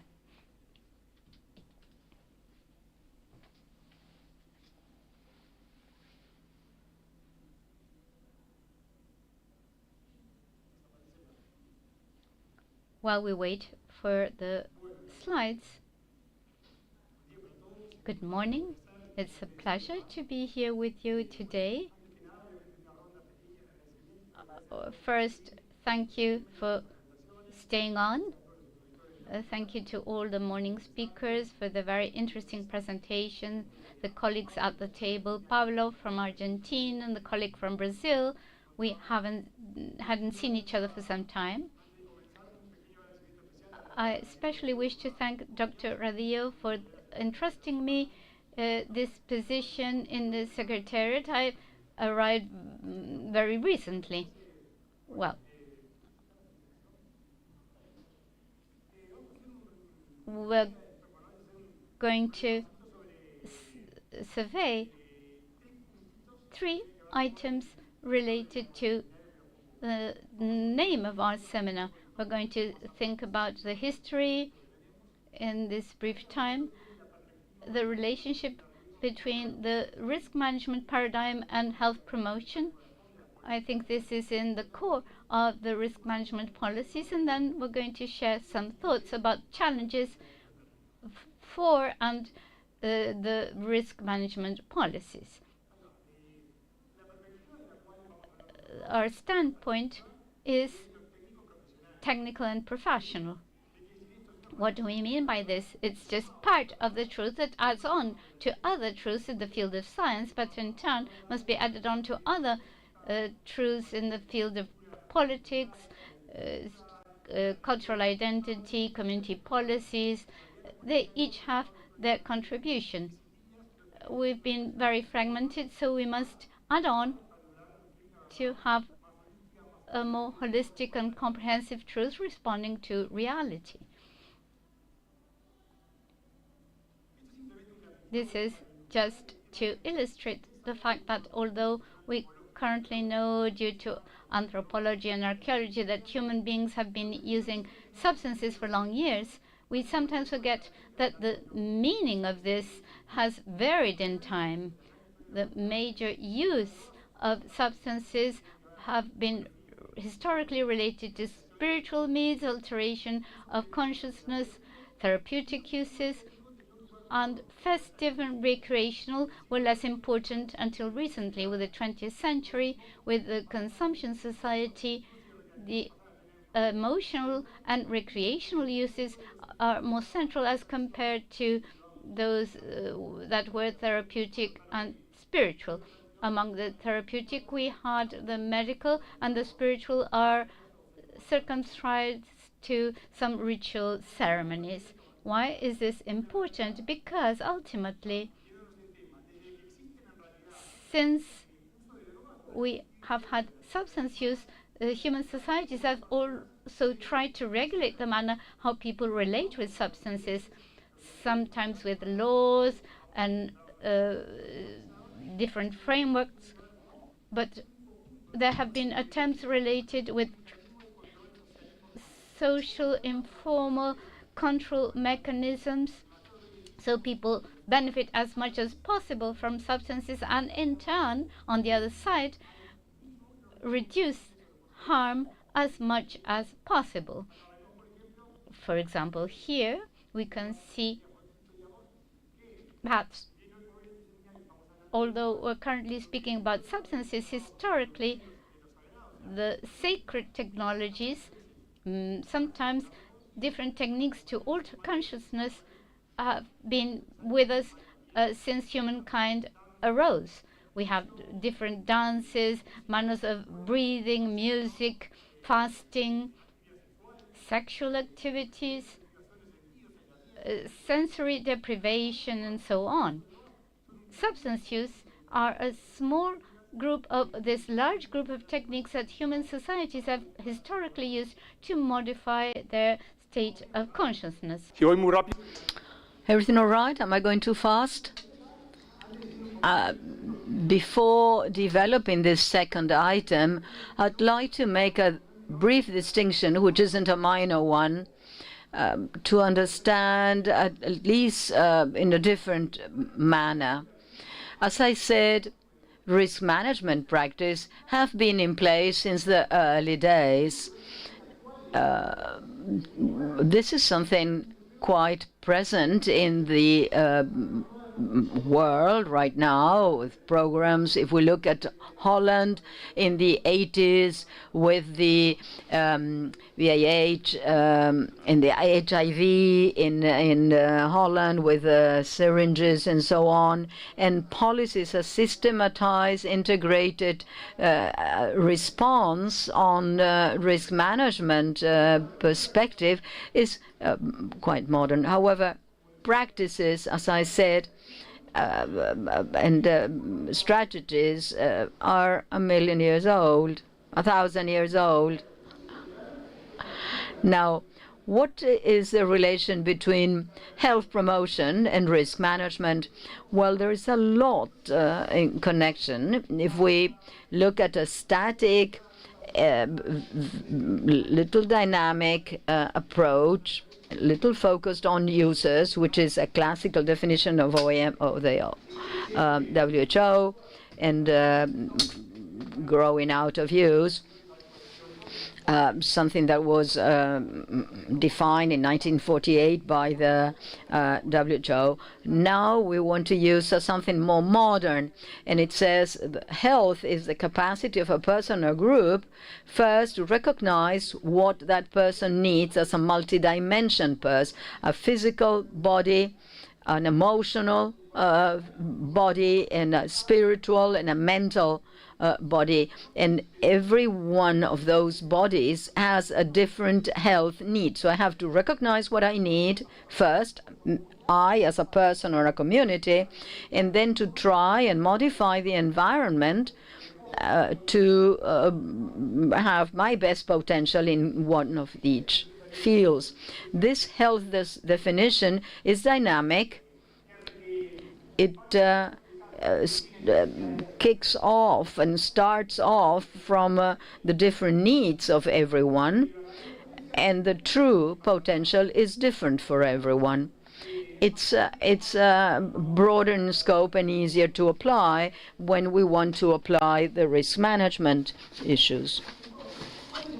Therefore, what is the challenge of any health program?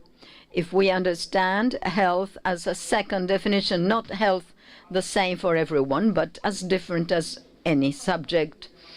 Now, the challenge is that all of us will continue behaving consciously with different degrees of liberty, risk behaviors, although we are aware that those risk behaviors can put our risk at risk.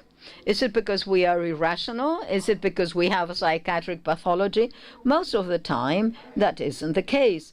But it's that we have a scale of benefits on our list, in our socialization, in our family, so that we value and scale things differently. I'm interested in this, and I will continue along this line, although there are some risks involved.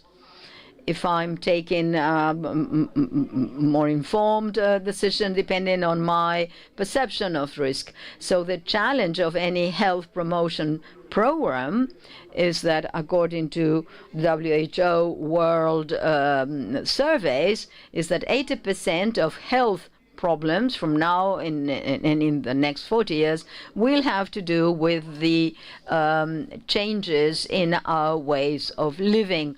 Alcohol, pollution, habits, sedentarism, use of alcohol, etc. So when we're talking about health, if we aren't tackling with this question of changing health conditions, it's changing habits, and if we don't, people will continue falling ill, even if you have the best information, if you're not changing your habits. So this has to do with risk management and health promotion. This is the heart of any health promotion program trying to be effective. It's not bad that we talk about this, but we have to change behaviors. If human beings don't change their daily habits, and that's very difficult for every one of us, if you don't change your habit, then you don't promote health. Apart from any beliefs, you have to have different habits. So risk behaviors and risk management in behavior involves health as well. And when we understand this, we understand it at an individual level, which is the search for anyone trying to consume drugs or psychoactive substances, trying to obtain the best thing. And trying to reduce the negative effect. That's risk management. We do this in practically all our activities. Children do this because it's impossible not to do it. And the use of drugs as well. So we have to have a definition of drug practices. You know, in the 80s, there was a Dutch person, saying that if someone cannot stop using drugs, but we have to try and manage the risks of that consumption for that person and for their environment. I'm talking about risk management because the harm is the negative materialization of a risk, but it's, I would say, the tip of the iceberg, and we don't have to wait until for 40 years or someone who's on the street to apply harm reduction. Risk management is something that we have to work on right out from birth. And we have to try and reduce risks when you consume drugs, the same thing. But we have to have education and empowerment so that subjects can become efficient calculators of the risks before them, can make informed decisions. And as a state, I must be a guarantor of the conditions to be the best informed and the best cared and maximize, or rather reducing risks. How am I doing in terms of time? Right, very well. Risk management, we'll continue with that. If we said that risk management has an individual level and also a project, we could look at the projection, something that part of our countries do, but we don't put it in writing. And we could say this: we promote health,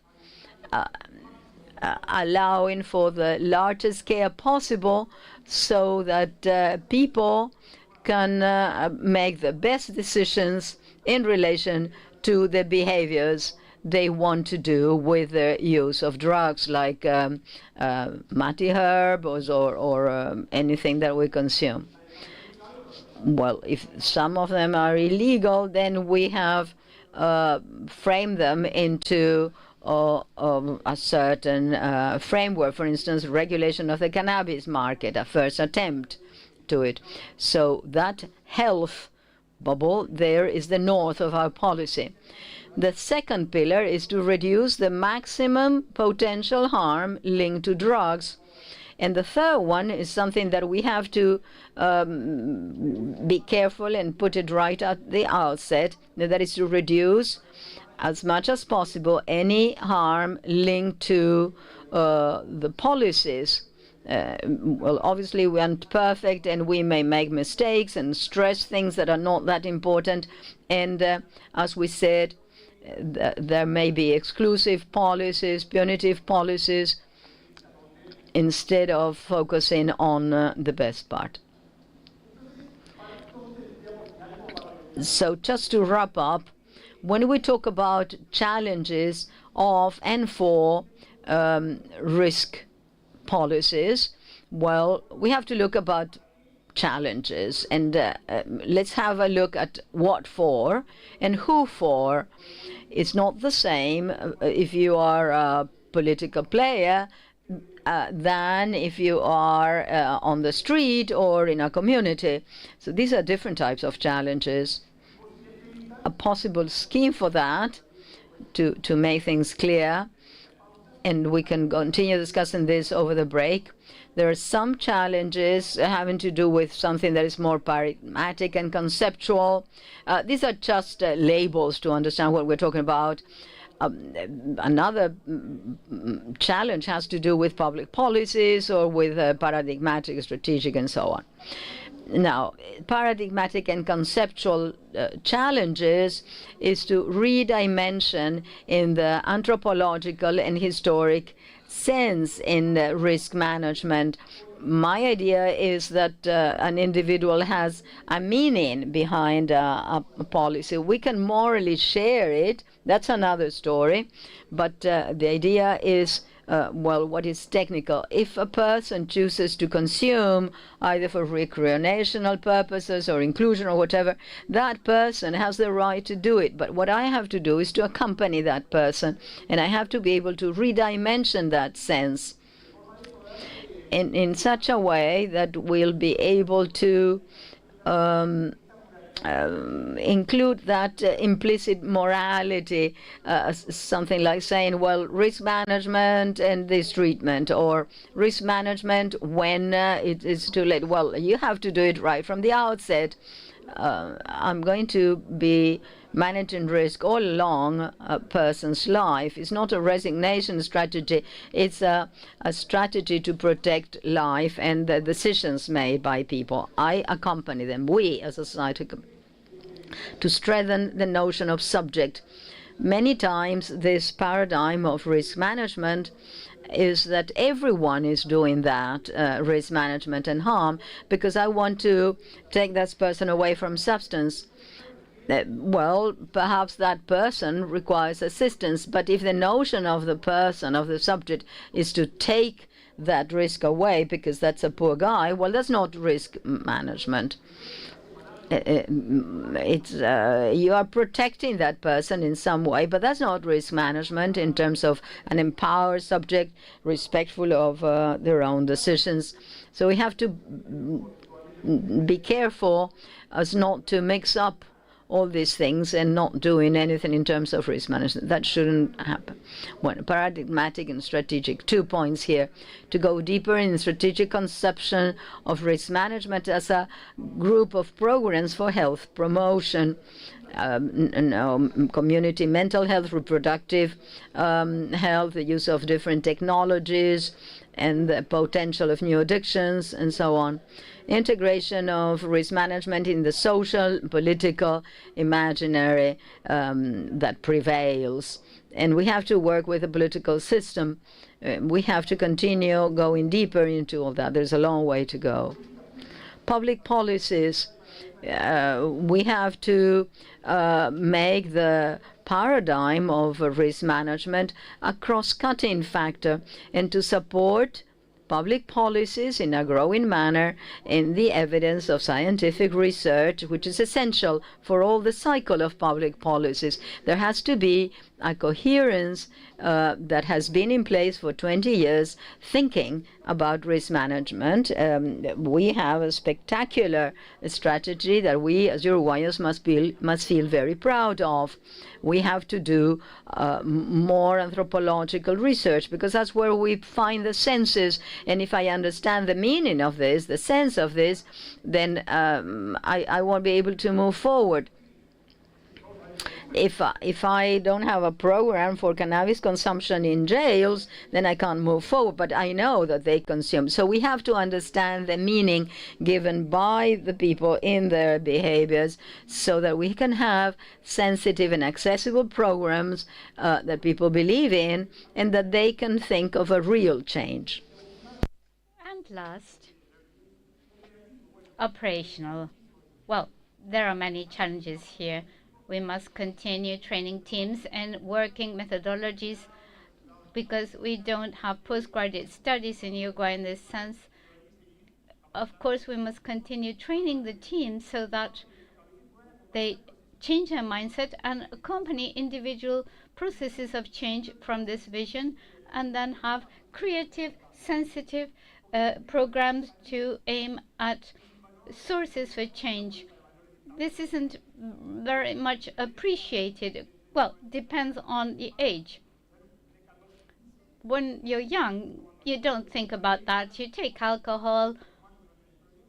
It's okay if you're young, because they don't feel the harm. So we must seek other more effective mechanisms to accompany personal change processes. These are just a few of the challenges we wanted to share. But it's open, because if people find a meaning in substance use, even if you tell them important things, they will continue insisting on this in spite of the harm and risk, because of course they're always placing their stakes on the benefits and not on the harm. So we want to build policies to accompany this in an effective and sensitive and creative and respectful manner in relation to human rights, and of course effective, so everybody can aspire to the best possible version. Thank you.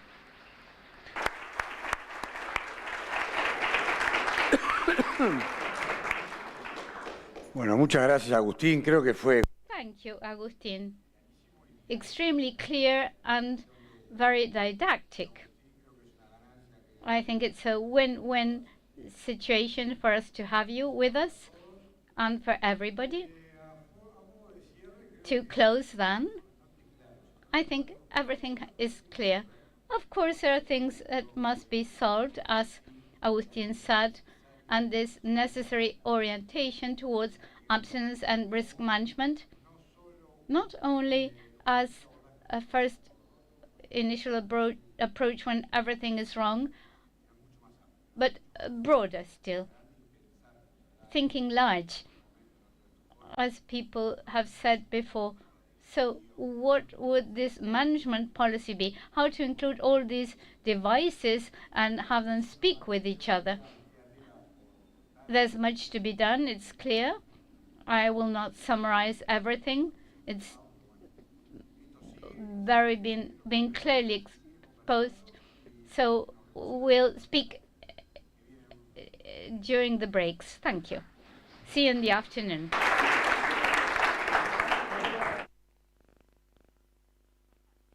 Los invitamos al lunch, que es acá afuera. Y volvemos enseguida después de comer.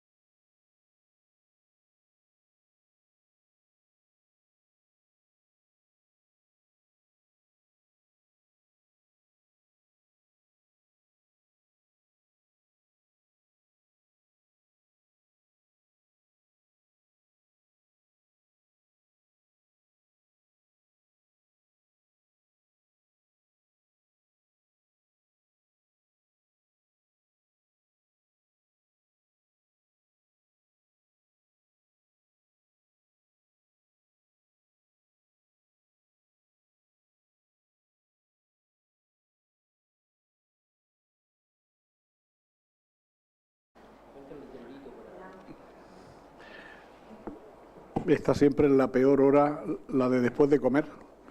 It's after midday. It's a difficult time for everybody. Welcome to the afternoon session. Lovely to have with us in this first session the Vice President of the Republic of Uruguay, Mrs. Argimon. Thank you for coming to our session.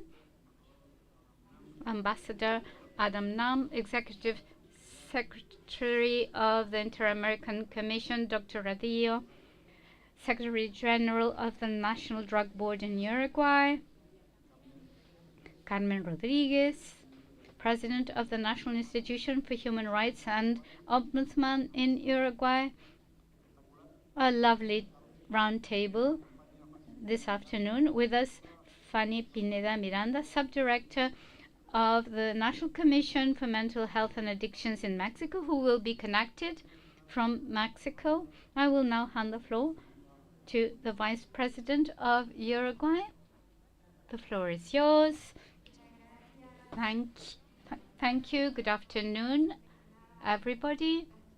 I apologize for not being able to be present this morning. I would have really liked to open the event, but because of my agenda, that was not possible. And very particularly, I wanted to be here in one of the tables to somehow set the importance allocated to this event and thank the representative from OAS on the subject to be with us in this hemispheric meeting to share this table with those who have really championed this activity in the board, as is the case of Dr. Ravillo. We know each other for long years. We have known each other, and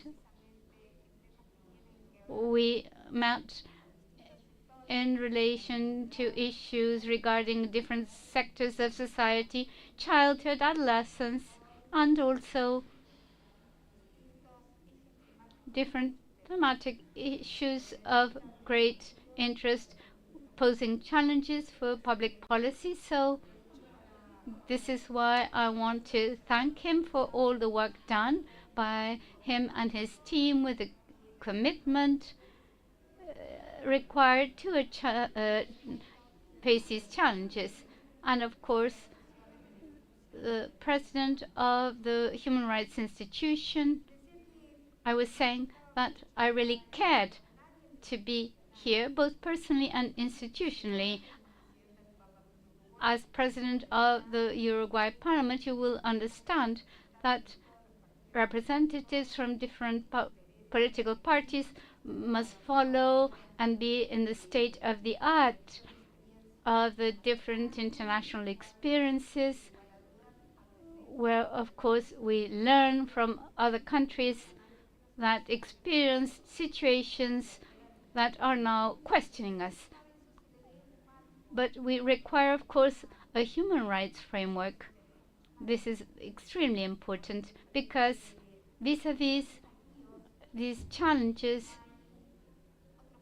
the only possible path is having a conversation together in society, and this must include human rights, non-stigmatization, listening,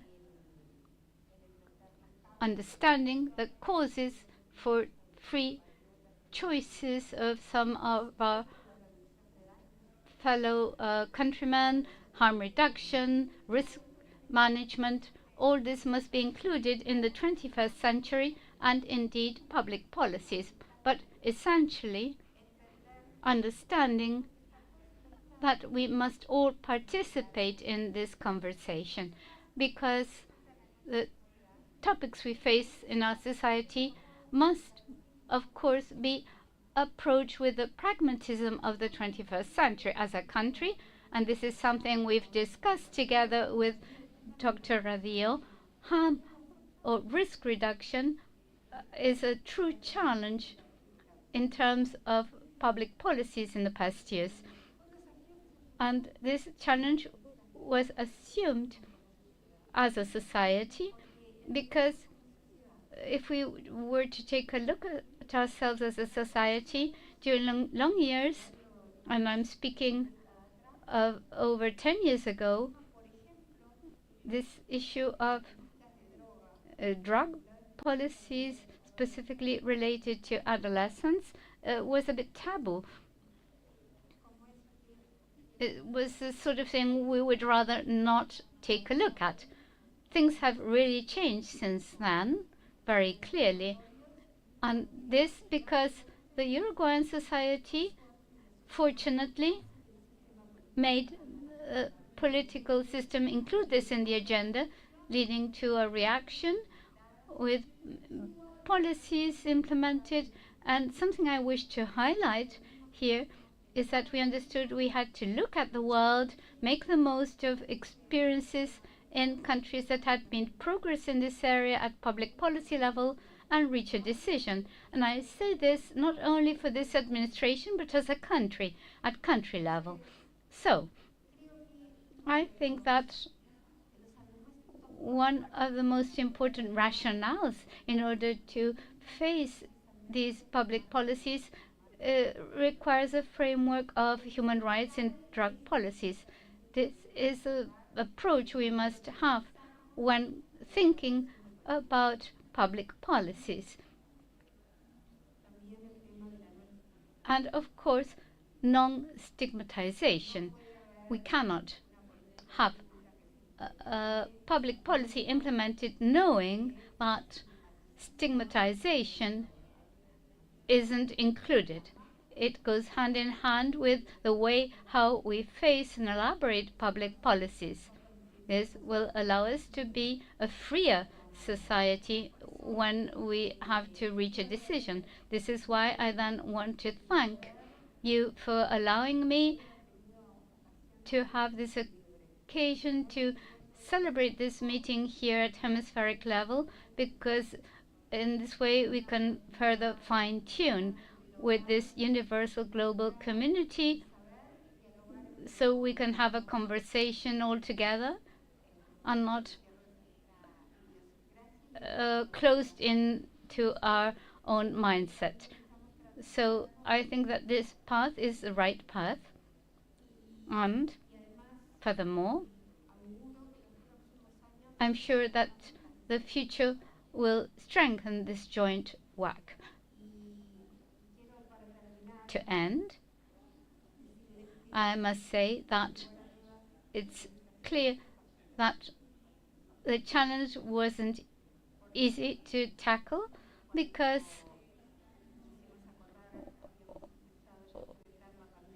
the pandemic started, and that exercise we wanted to take faced the additional difficulties entailed. Anyhow, I think we're closing a period where we're all more in agreement in this human rights framework that is required for 21st century public policies. Thank you.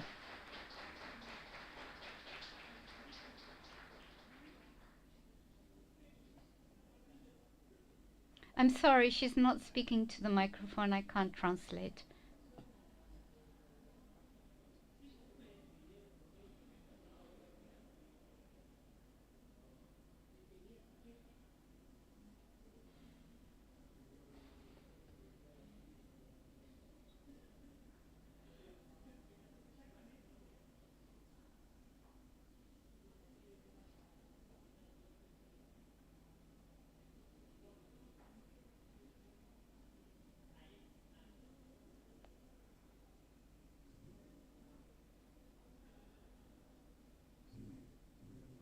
I'm sorry, please. We have many people online. We'll have a Q&A session, so please wait for the session so we can hear the other people. I'm sorry, she's not speaking to the microphone. I can't translate.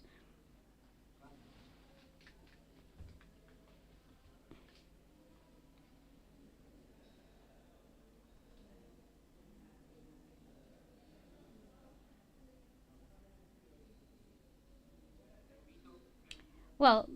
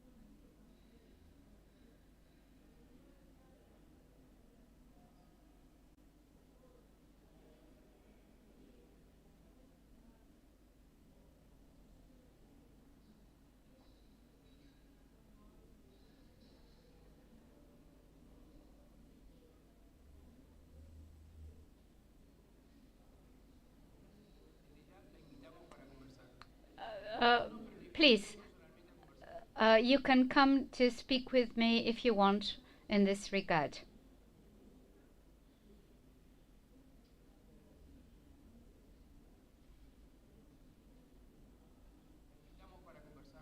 You are invited to have a conversation with us this week.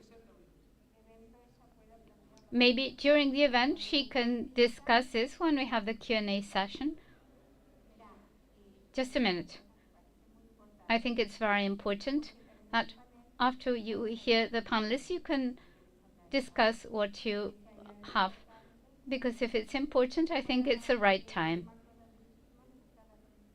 We have the president of the Human Rights Institution and the person responsible for drugs. That's good.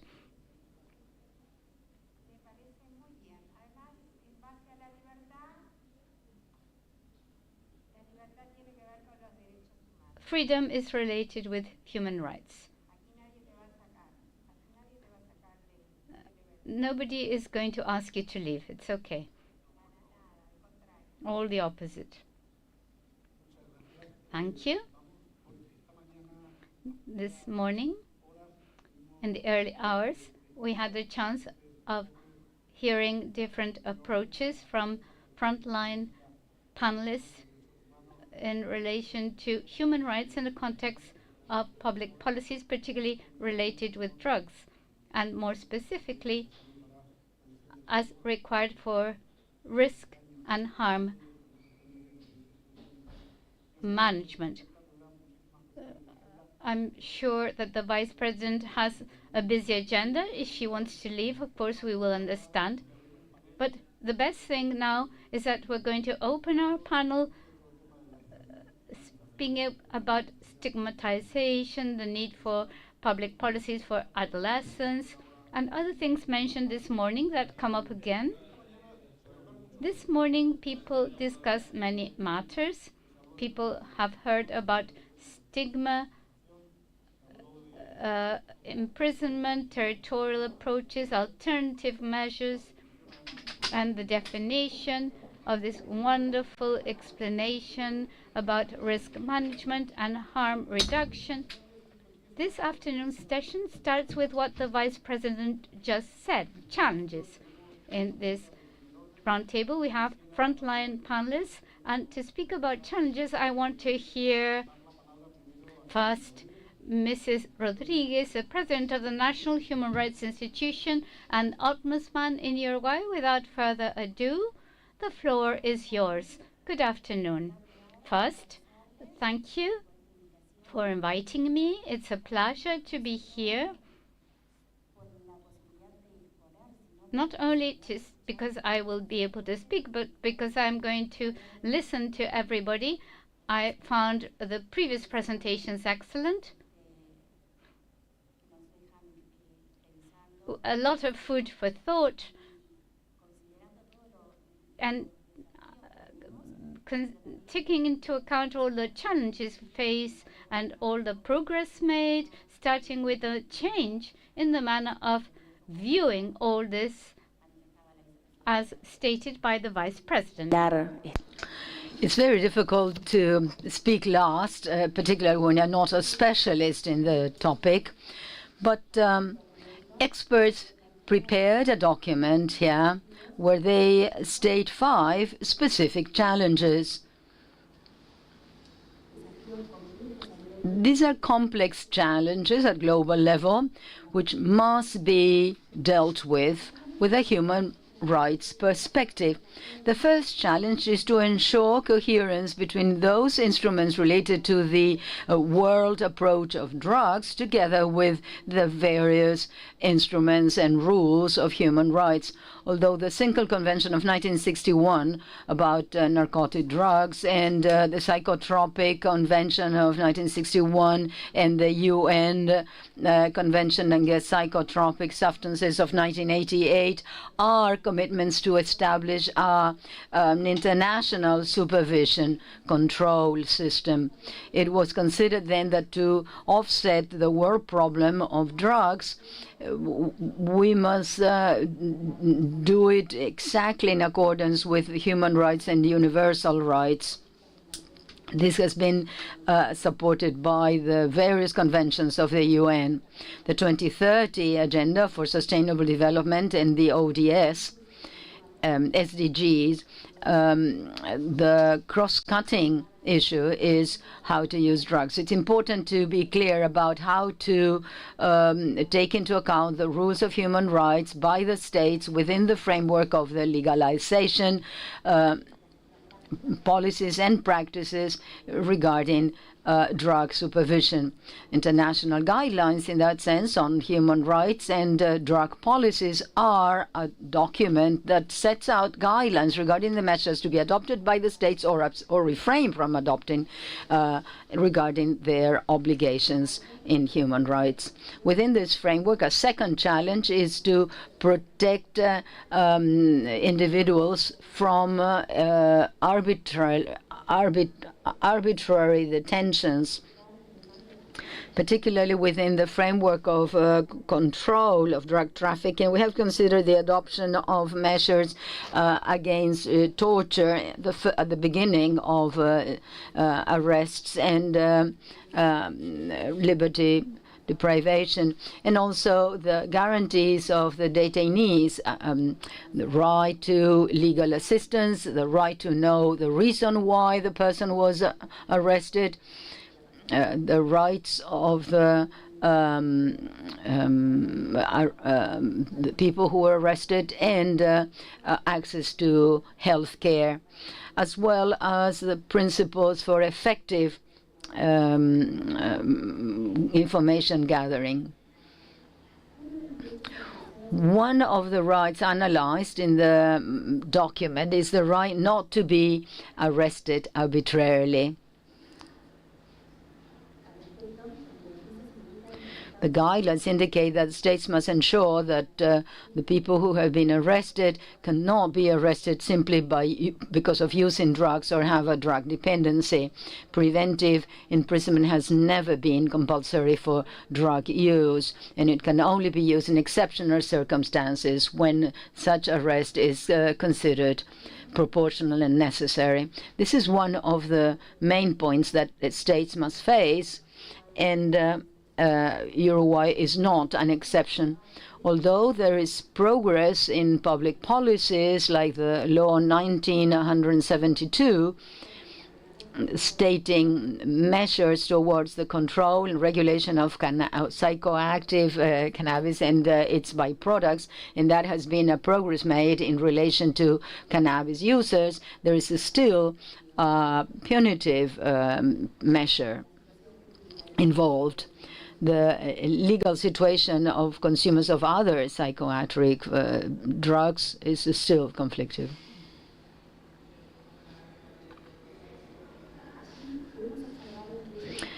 We must also take into account several laws, at least 2 laws, several laws indeed, which, although under these laws, consumption isn't penalized because those are private actions of the individuals. Article 31, paragraph 2 of Law 14,172, updated by another law, refrains from penalizing anyone with a reasonable amount of drugs to be used personally according to the moral conception of the judge or the court. And the person has to explain the reason for this. Although the use of psychoactive substances isn't permitted, a criminal penalty is possible when the amount the person holds, according to the court, isn't reasonable for personal use.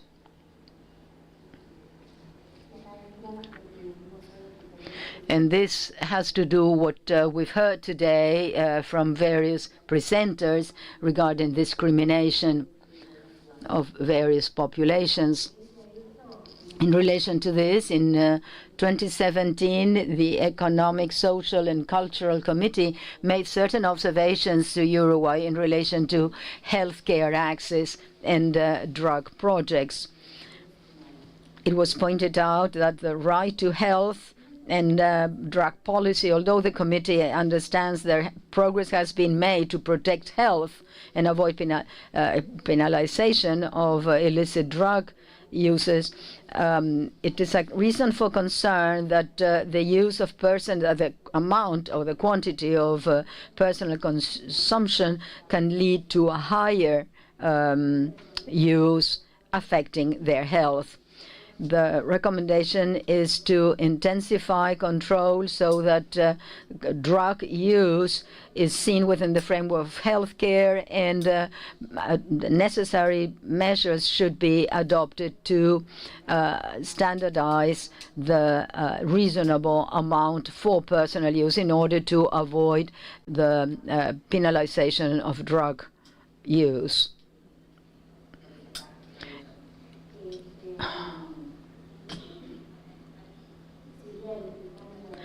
Although the change of paradigm that the Vice President of the Republic made reference to, thinking about it from a healthcare standpoint and taken up in the 2017 recommendations, we still have challenges ahead. The third challenge has to do with the proportionality of the penalties. I'm going to skip all the theoretical part because we've already analyzed it today several times, but I'm going to dwell on one specific issue regarding Uruguay. Within the framework of this challenge,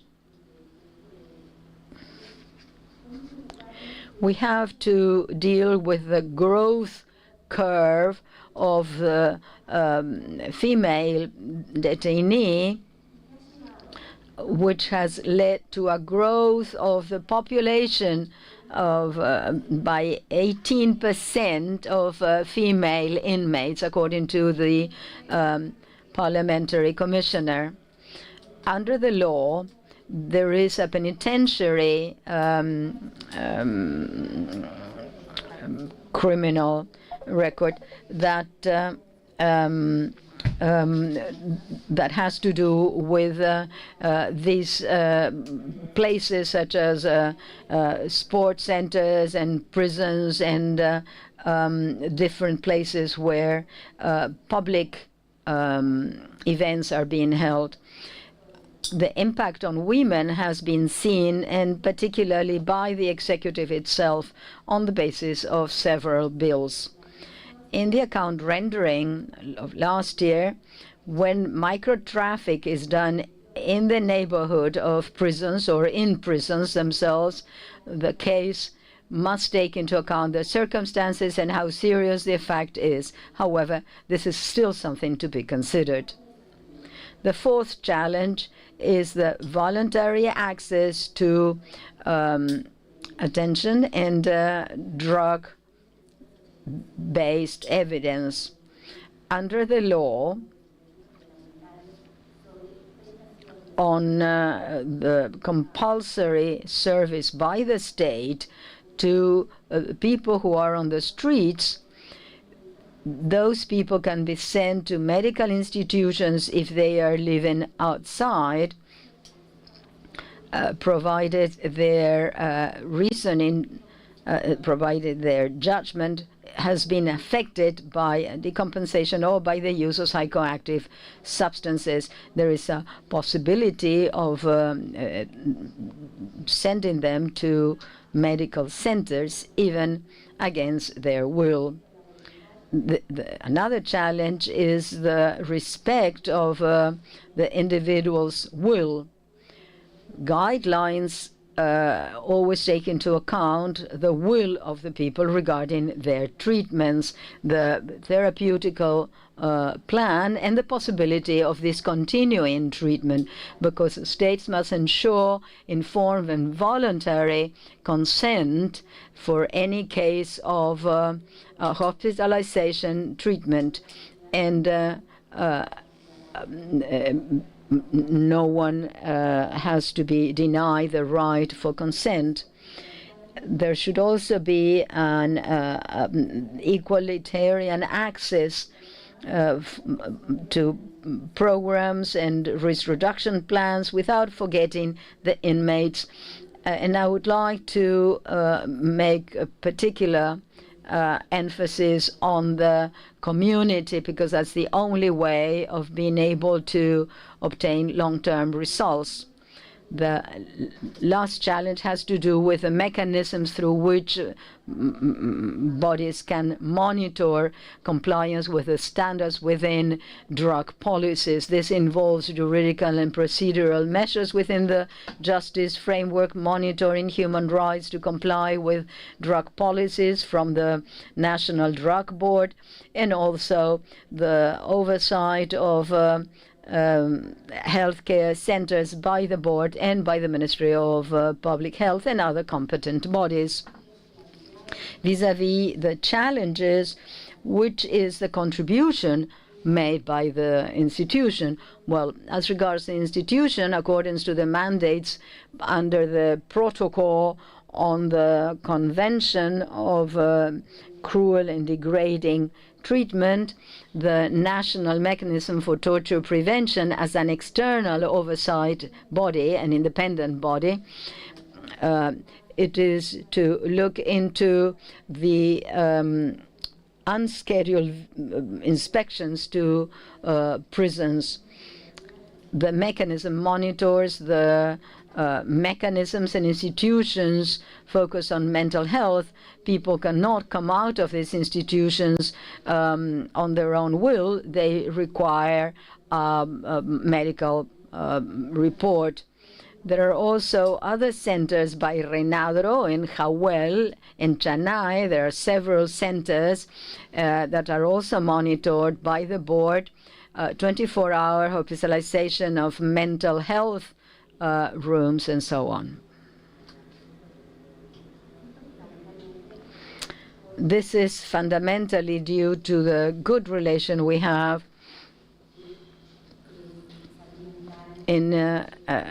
with institutions in relation to mental health and problematic drug use. We examine the conditions of liberty deprivation and those who are hospitalized 24 hours a day. This monitoring takes as a key issue the Convention Against Torture and Other Cruel or Degrading Treatment, and the UN Convention on the Rights of People who are disabled, particularly as operational mechanisms in drug use. We consider international guidelines on human rights and drug policies and quality standards and rights of the World Health Organization for healthcare institutions and healthcare support based on the convention. The institution is not considering having a specific access regarding today's subject. We're open to working together with the board and all the players, state players, both political and social. And this is something that we have as a rule in our society, having social organizations, and in the national mechanism for the protection against torture, We worked in the mental health area with this subject in individual cases, and we also had situations related with the subject with reports in the Ombudsman office, so we're open to any of your queries. In the Ombudsman's office, we receive reports, and we have different work ambits there to deal with them. There's much to be done, and in this sense, the institution is committed to promote human rights with an emphasis after today's event and all the contributions made in this regard.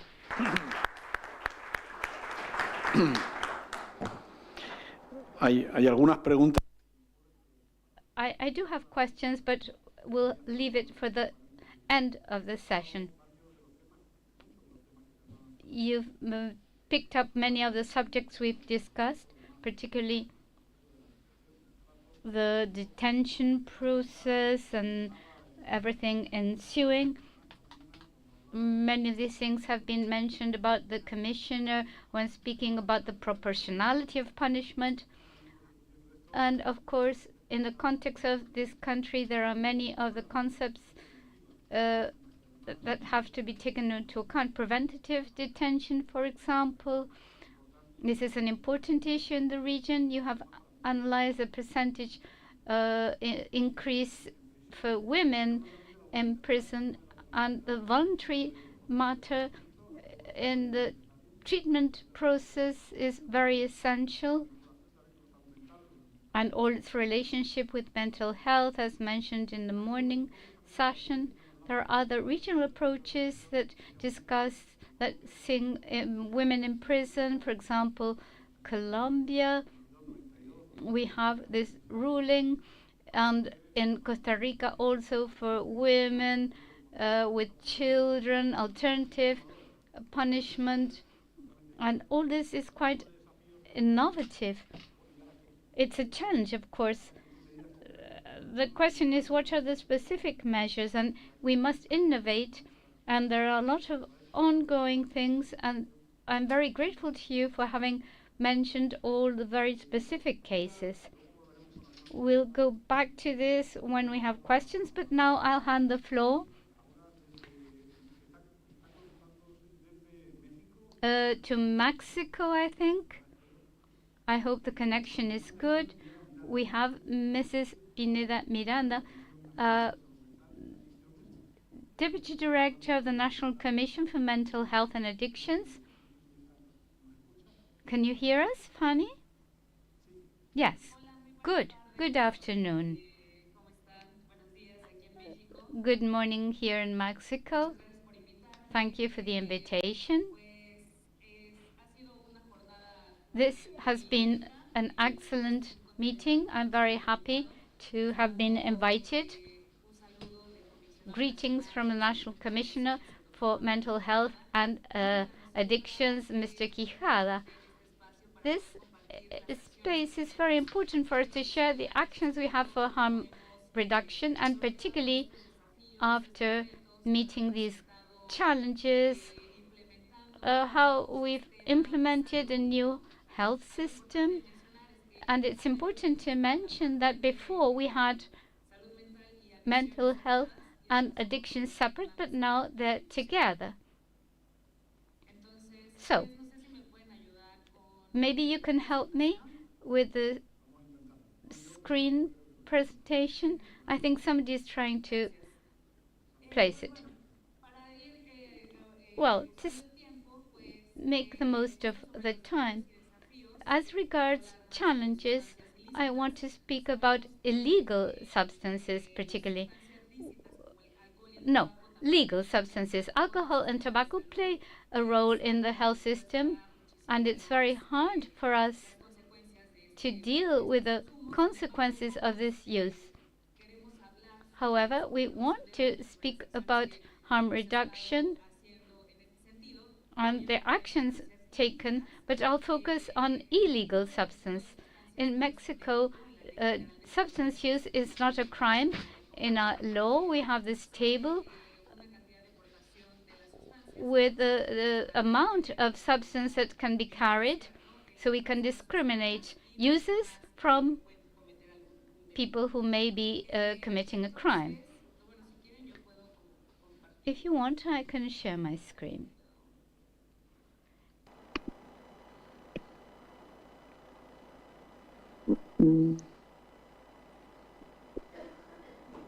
Gracias. Listo.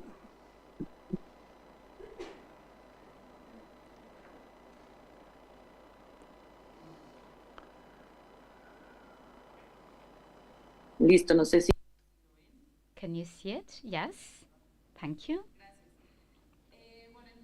So, first, let's see our context. The demand for treatment 2013-2023 has shown an increase of methamphetamine use. We have an issue with the substance. It's also important to begin to consider the actions to be taken regarding this substance, because, as has been mentioned, we have stigma and the way different substance use is managed, opening a spectrum of options to be provided by way of treatment. And this is what we're doing. We've seen this great increase in use, yet the substances have remained level. Alcohol has slightly fallen, but we've seen this great increase with methamphetamine. We also observe that it's increasingly worse quality, so we need different actions, including this substance. Regarding fentanyl, starting in 2016, some civil society organizations began to report this substance, and we see it mainly in the northern border of Mexico. This had not been included in our health system registries because it was an emerging substance. We coded it in order to identify it in the ERs, in the morgues, wherever we could see an overdose, because we realized that there was an under-registry. So we decided to deal with this. We wanted to be clear about it, so we coded it. And this is implemented mainly in the northern part of the country. In Mexico, we have another phenomenon of emerging substances. It's psychedelic tourism and entheogens. We have plants and animals and things like ayahuasca. And we must see this because, we know that people may adhere to a treatment that is not evidence-based, and we don't necessarily have people who are really knowledgeable about all this. After considering the context and how we are doing at youth level, one of the main challenges we face is that we need to reduce the care gap. 1 of every 11 individuals that use substances resort to treatment. We must also offer different options of treatment, information, health care to individuals who do not necessarily have a use problem. Not all use is abuse. Not everybody has this sort of problem. We have lots of options for treatment for people who do have a problem, but we need to extend the spectrum of options to include information, not necessarily requesting abstinence to form part of the health system, or the opposite. If some people haven't reached us, we want them to do so, and we'll tell you later about all this. As for the challenges, we need to include key populations, LGBT, IQ+, people, people who are homeless, people who are sexual workers. We must extend training and all sorts of workshops for the health staff to have different care protocols and good practices based on the respect for human rights of all individuals. Another challenge is stigma, discrimination, criminalization of substance users and their families. This impacts at social level.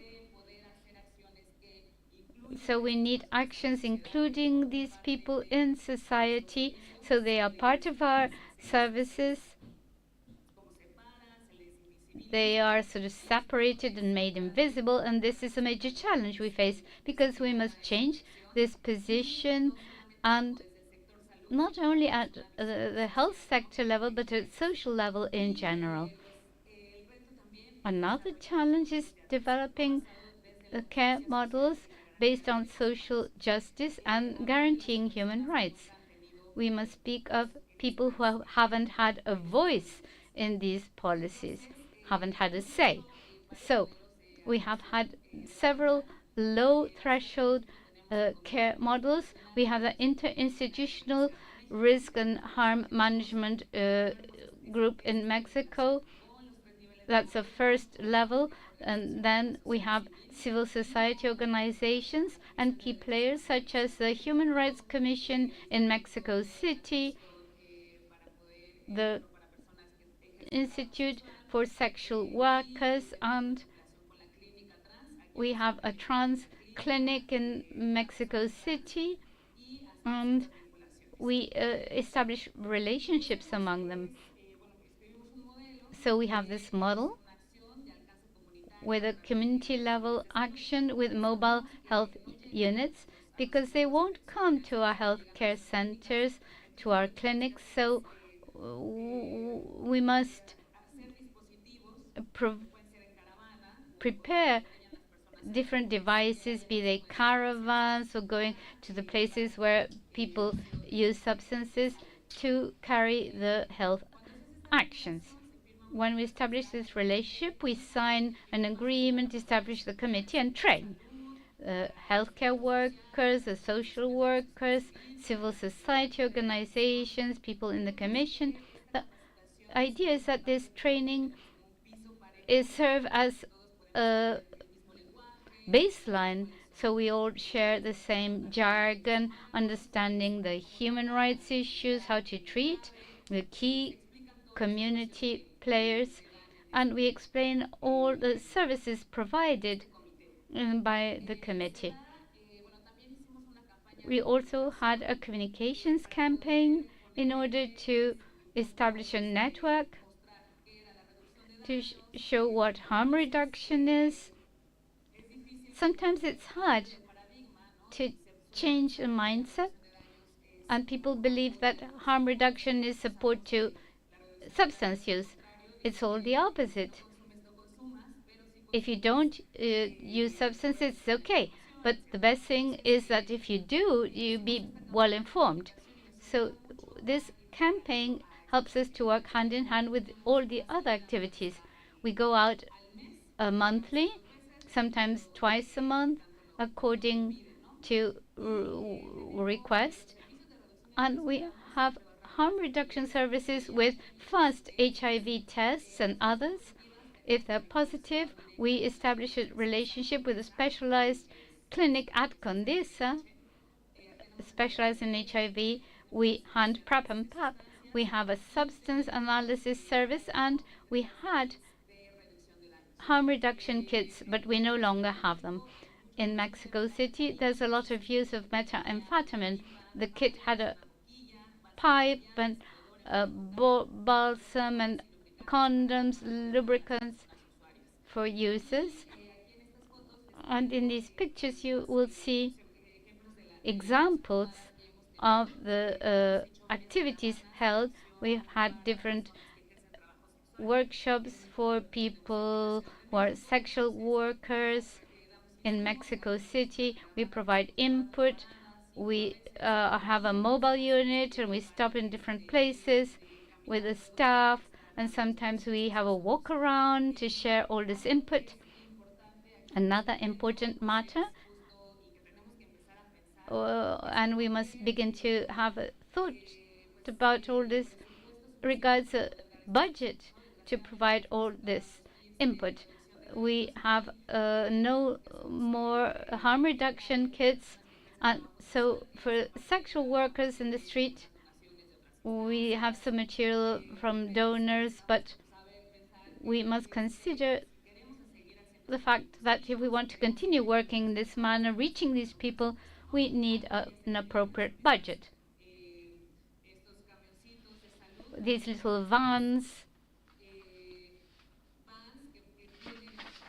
providing these health services with consultants, conducting consultancy and rapid tests, establish a very good interinstitutional relationship that is very important and goes hand in hand with civil society organizations that know the people and have always been working before us. It's the first time we establish this relationship and act in Mexico City as a government. And since we had quite a success in Mexico City, we started up with an interinstitutional committee and the civil society in Baja. We are working on training, but we can also involve the Commission of Human Rights, the Secretary of Health, organizations of the civil society, and peers promoting all this. So, and this is important because we are in line with international standards as to how to work together, whether we have to look into people's health, and we make this relation, we establish it, and we're going to start working. At the end of the day, the idea is to integrate people who work in healthcare organizations and the civil society, community work, field outside medical centers. And that's been a great challenge, so that the medical staff can have access and reduce risks. We also form part of the promotion group for the sexual workers and the trans community. There are many trans women consuming methamphetamines, may have mental health problems. And so we related to a local hospital, which is the psychiatric hospital in Mexico City. It's important because there we've been able to raise awareness among the staff, because this hospital has a dual psychopathology department, and there are people who may have certain symptoms. One of them includes substances use. We haven't divided them into men and women, since there are many LGBT communities or trans people. We have both of them on one same floor. And we are able to establish this relationship. We talk to them as if they were women or the gender they want to choose. And that's been an enormous challenge, because we've had to make a change there. But we are integrating the political agenda with key people in the population who were not having this visibility. Another challenge is to accept our scope, how we are, what the opportunity areas are as medical staff, and what we are doing in our medical centers. We've realized that we have to learn more about how to deal with the LGBT community and how to deal with the amphetamine use in Mexico. So we established a relation with SICAD, with the Spanish civil society and the Mexican civil society in order to make these two guidelines. One has to do with amphetamines and the other one to the LGBT community. As a government, we have to accept that there is something missing.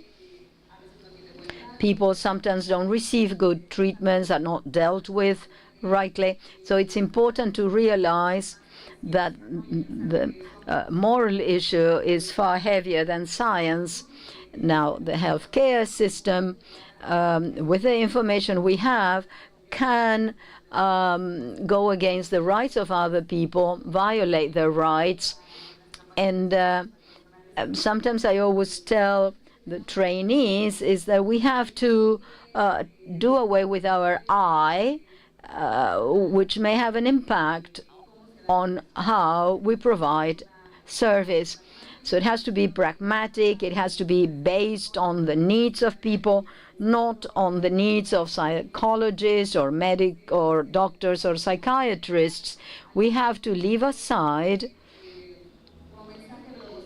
as a drug-centered message that drugs are the worst thing of all, but to place human beings in the center.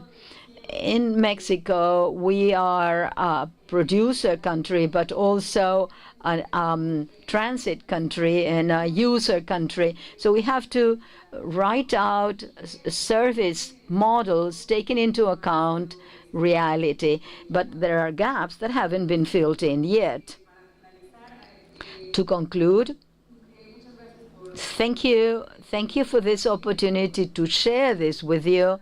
It's very important for us in Mexico City to share how we establish these relations. Another challenge is the political will. All countries know that whenever there are changes, there are actions that stop, paradigms are left aside. So it's important to follow a line of action that is science-based. You have to belong to a community and have access to these services, healthcare services. That is all. Thank you, and I'm most willing to answer your questions afterwards. Thank you.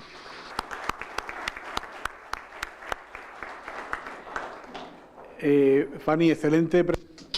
Fanny, your presentation has been excellent. You have landed certain things, you have tabled certain things that we've discussed this morning, and also you've mentioned them in the context of your own reality. Dr. Ferrer took up the territorial issue this morning, and he mentioned things. Hector Suarez was somewhere there, the observatory, information, from information to action. And congratulations to all countries on the early warning systems that they have in place in order to be able to move forward in public policies. These are very important topics. So thank you. Thank you for your presentation. The title of this part referred to challenges, and you mentioned 5 specifically. Thank you for your definition of those 5 challenges. We've discussed many of them this morning and how to land them through specific models. But you also have a federal perspective. Dr. Machado this morning was also talking about the territorial context.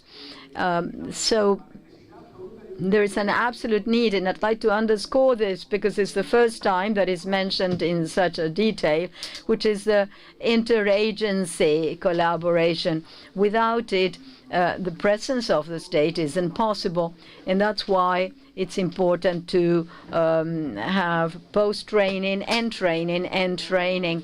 I would like to thank you all because we were talking about civil society earlier on, and also the collaboration at state level. So thank you. If there are any questions, then we'll allow them afterwards. I'm going to give the floor now to Dr. Radio. I'm sure he's not going to repeat anything. I always learn from his speeches. I thank you, Dr. Radio, for being here, and I'm sure there are going to be questions.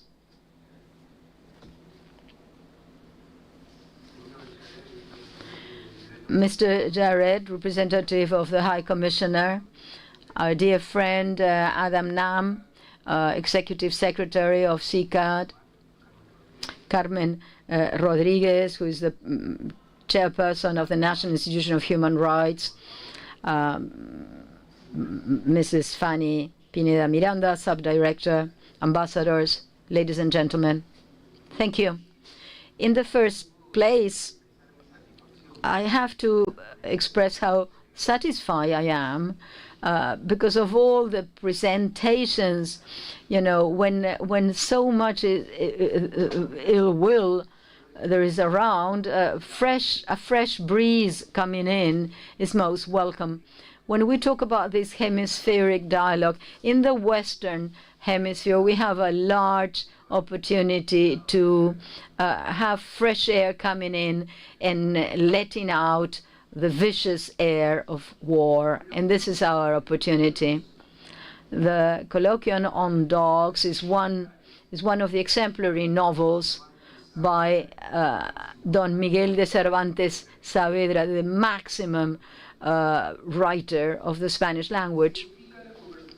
It means the miraculous, or the conversation between two miraculous dogs that know how to talk. One of them crosses an old man in his life, and one evening that person reveals itself as a witch. It tells you about the evil travels and evil pacts.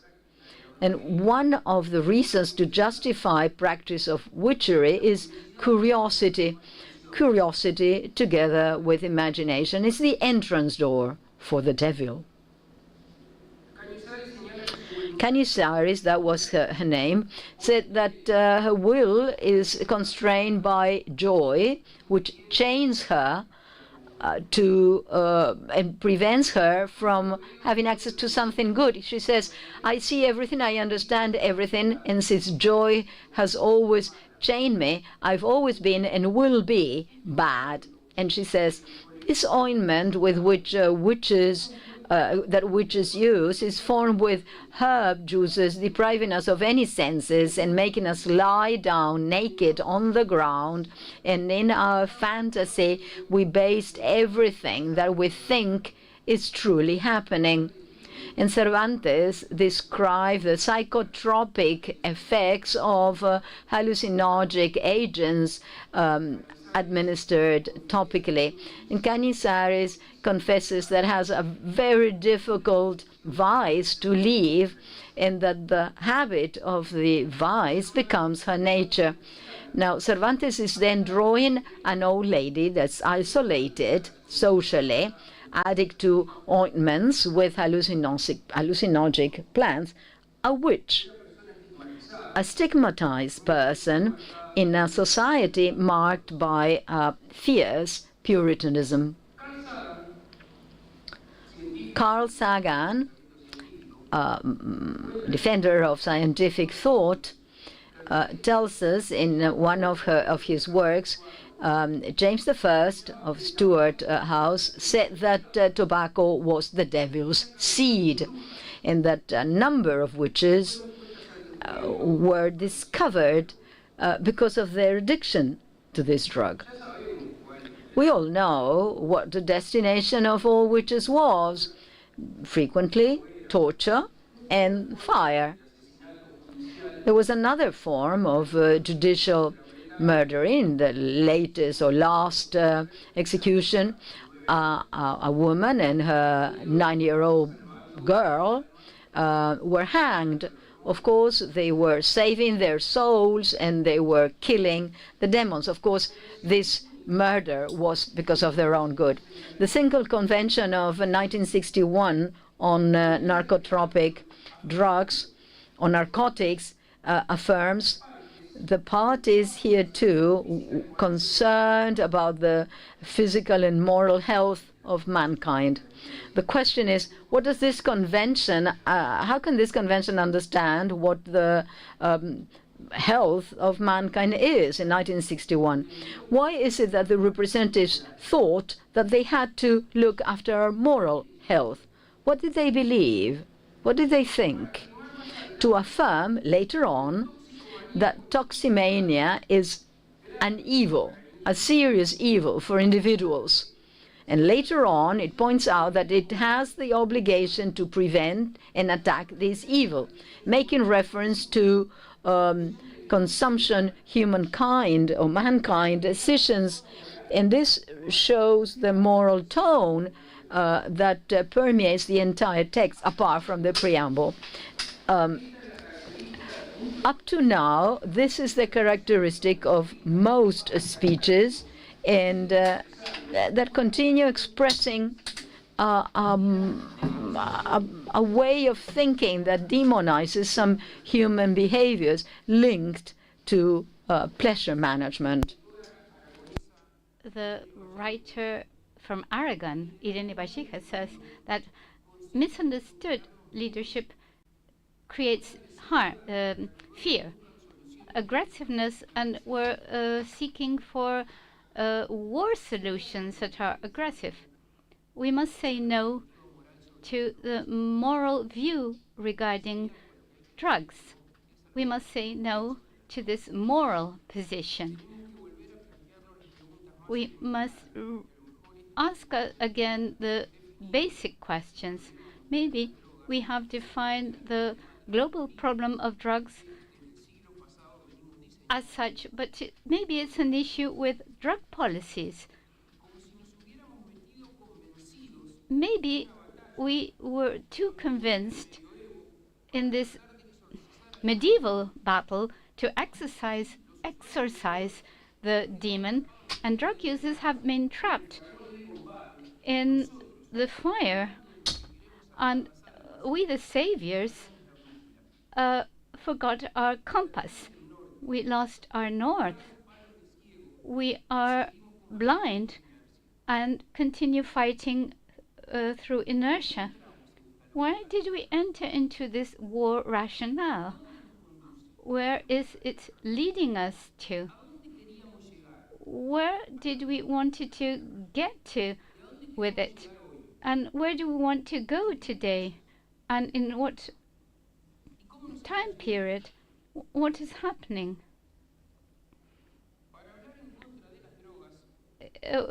Speaking against drugs after long decades of declared secret war with very diverse war strategies, there's nothing left to invent. After 1 century of jihadist propaganda making people fearful, demonizing substances by all means, and with the most diverse advertising strategies, we always can speak against drugs. But this is just words. We're trying to move people with our discourse to seem we are firm before television cameras, to use the suffering of people to profit from the people who have problematic substance use. Well, we'll always have food for that, but we won't have good outcomes because it's a conceptual matter. There's a failure in our principles because the cornerstone that supports all this is not consistent. Because even if we speak in an authoritarian manner, and even if we look angry, reality is strong and always imposes itself. And this is why we should force ourselves to abandon our prejudice and look at data. And hard data shows that in history people have used substances with different goals, including treatment, religion, recreational, and this according to the place and time. Hard data that reality shows us crudely is that people have been using substances since humankind appeared and will continue doing so, whatever our desires and beliefs or vocation to censure other people's behavior. Some people use substances and have pleasurable experiences, in some cases even spiritual. Some people use substances in a measured manner.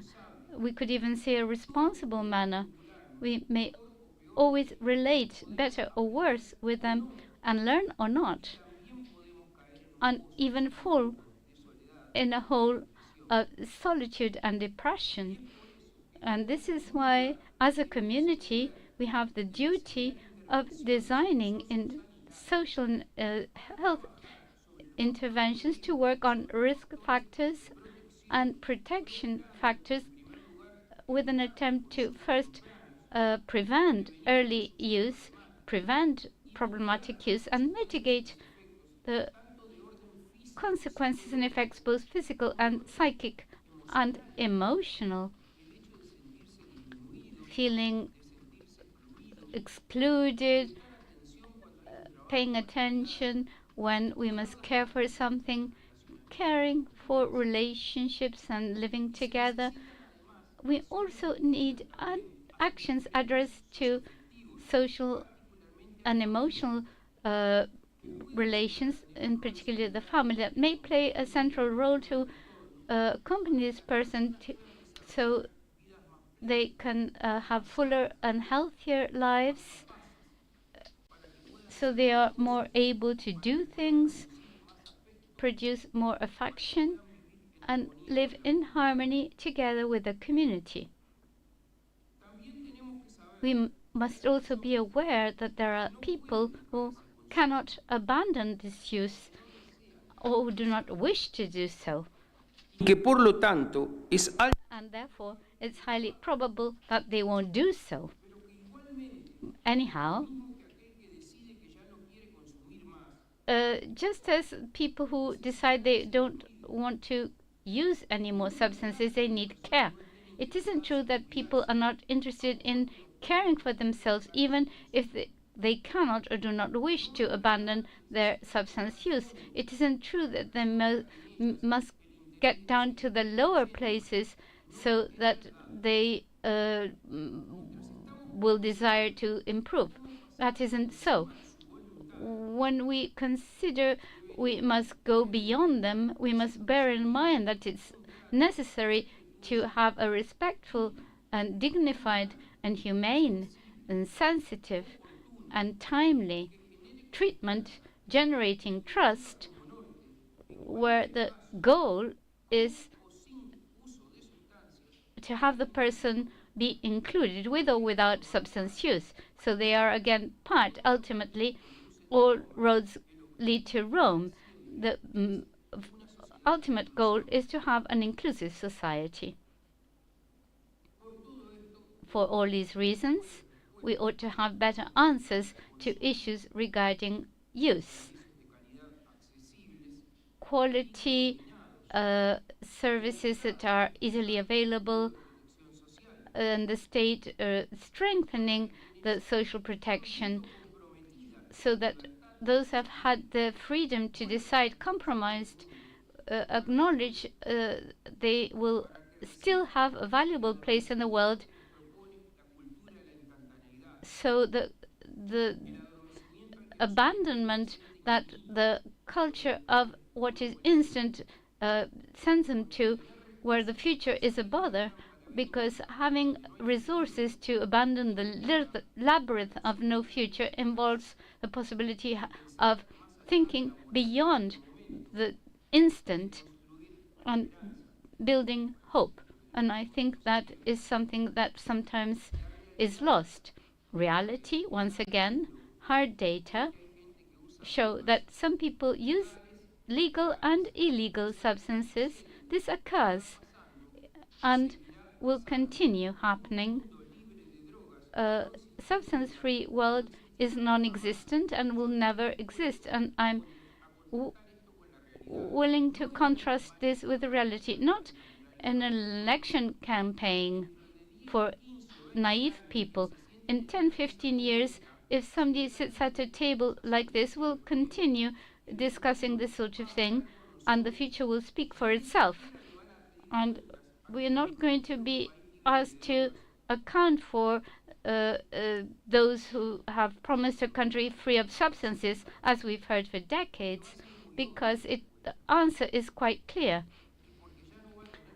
And it will no longer make sense, because it isn't a matter of forcing anybody. The idea is to be intellectually honest and understand things, and thus abandon impossible strategies. Because if we continue repeating what we've been saying for decades, we won't be able to make progress. But the war will be worse and bloodier, and that would be criminal. It would be. Drugs are here to stay. Thus, we must manage risk and reduce harm of these circumstances, because it's part and parcel of human nature. It's high time for us to abandon easy and witty answers that generate expectations that will not be met, because they are obstinate. And behind this we have conspirational theories. They don't solve it because they don't want to, because they have their own interests. Complex matters do not allow for simple solutions. They require more interdisciplinary actions and intuition, and the complexity of this matter rules out answers that are utopian. We must abandon the discord announcing the end, or the easy surgical approach that would excise issues related with substance use. We must replace a formulation of public policy supported only on ideology, or worse still, in an intuitive manner, for research-based and systematic policies. And in this way, we would even help to reduce the political confrontation regarding political decision-making, not degrading others' discourse or going against what others say or seeking for easy success, no longer based on prejudice or intuition. Perhaps together we might be able to protagonize a new odyssey in the contemporary world without being seduced by the sirens sung, without using success or power masks, without simulating our fragility, navigating the historical time we are living through with a critical sense, between catastrophes, with strategies that are less prejudiced and populist, to contribute to improve the public debate and contribute to improve the quality of democratic and social life, replacing conviction-based decision-making in petty interests, and replacing decision-making with a success-based, that is illusional discourse that reality shows is not true, with evidence respecting and promoting the rights of individuals. Thank you all.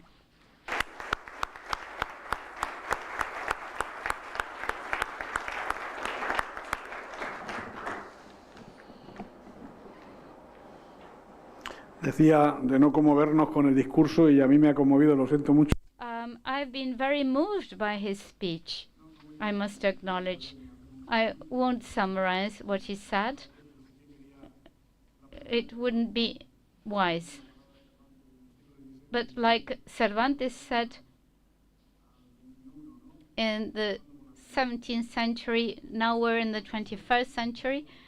So thank you about all the moral matters and for underscoring what we have already mentioned regarding the need to act based on the evidence and leaving aside ideology, recovering evidence.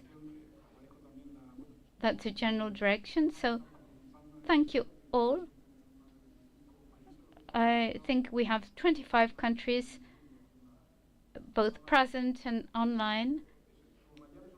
Well, very concrete actions were underlined. Temprano.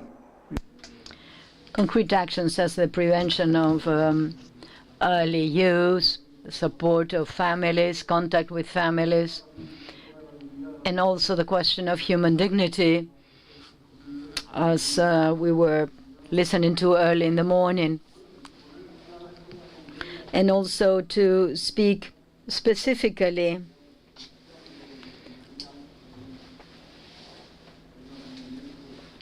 our colleague from Mexico was also dealing with this. But I'd like to ask you a question, a general question to the three panel members.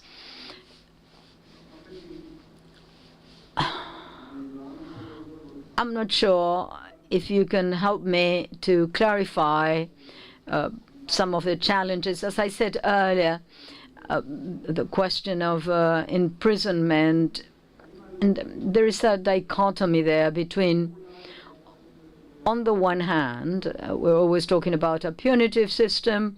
It's a question of laws, whether they are proportional or whether they are not. But at the end of the day, there is a sort of dog moving its tail around. You have to apply certain laws in certain countries that have a higher possibility of making discriminations among this serpent moving its tail. And in fact, this comes from a regulatory legislative framework. And what we were saying yesterday evening, if you are robbed of your bike or your bag, independent of how or what the quantity is, the victim always wants the person who robbed them to go to jail. So that's the first reaction. And it's like, as all this cycle is responding to one another. And my question to the three of you, because we have Fanny from Mexico still on the line as the director of CONAFAMA and so on. And we can also ask Director of Human Rights and Dr. Radia, what can we do about that? Because there's a sort of awareness raising there and citizen participation and so on. What can we do about this dichotomy? Whoever of you three would like to answer it can have the floor. Well, perhaps Fanny, if you are there, are you still there? Yes, here I am. Well, I think it's important to take into account the actions that we make as, sort of accepting our limits, accepting what we are doing, what are the opportunities that we can improve, and so on. And particularly to integrate these populations in the decision-making process to form part of building policies altogether. We have to offer these services, but we also need the support and what the best way of going about it would be so that these people can be integrated to our healthcare system. In Mexico, the idea is to reduce the pension gap, and we have really to change what we're doing, and we have to use models, including what social, families, actions. In Mexico, for instance, our healthcare centers are called community mental health and addiction centers. That is to change the model and the actions and to integrate people who aren't necessarily having a big problem, but you know, there are many things that may be done in the society, in our communities, and that's something that we have to learn and integrate in our healthcare models, not only thinking about them medically, but you know, one thing has to do with medicine, the other has to do with school, and the other one, but to integrate all the angles and to build models that can show that social part and that territorial part that is so important. Thank you. Thank you. From Mexico.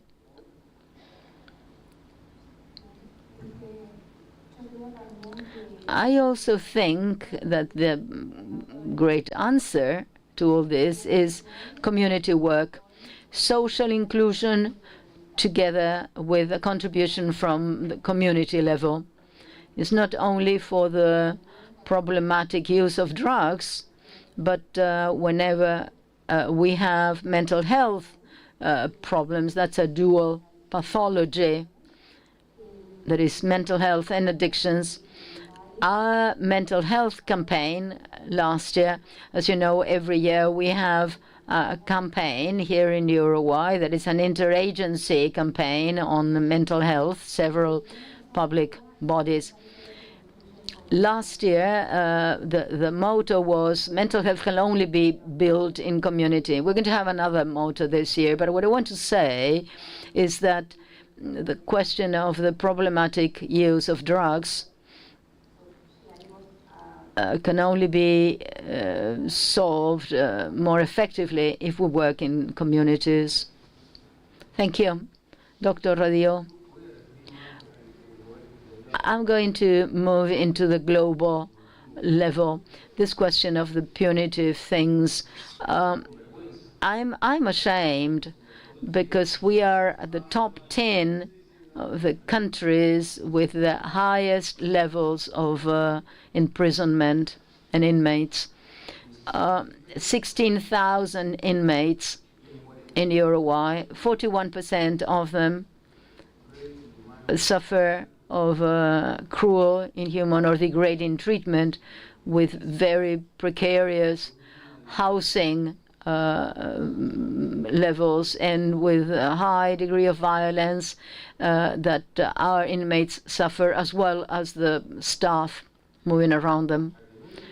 So until we learn and understand that the punitive logic of a criminal inflation asking for a harder hand, more and more punishment, that isn't the solution. And the duty of political leaders isn't to rule with a thermometer of public opinion, but it's to promote public opinion.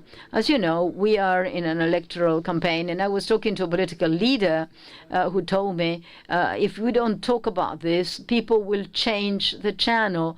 And what we have to try and do is that they don't change the channel, they change their behavior. We have to contribute to change, because if we don't swim against the current, we are in a vicious circle that won't ever stop.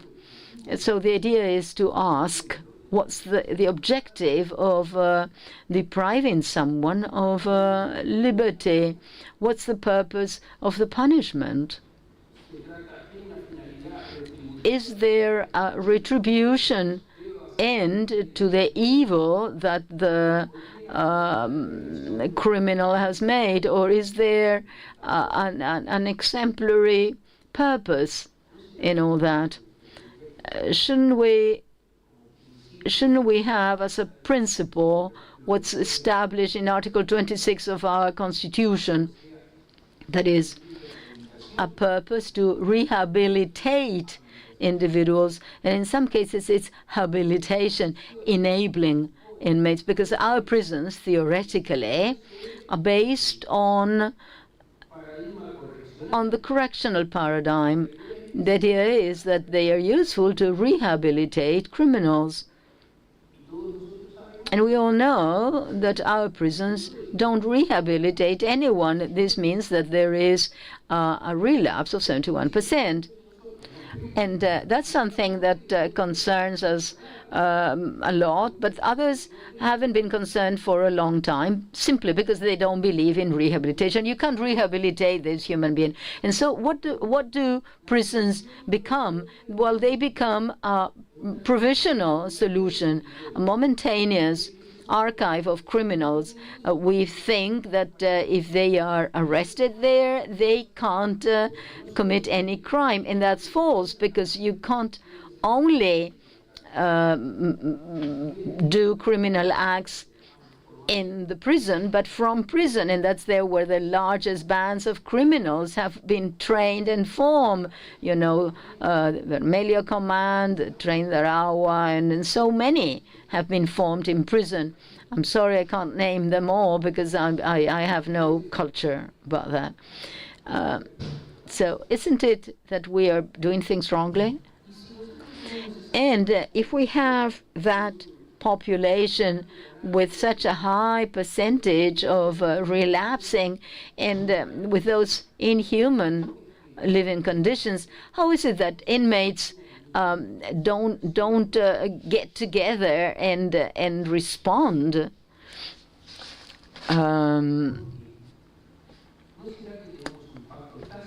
Is it that we have a tacit pact with the big fish? You take care of this?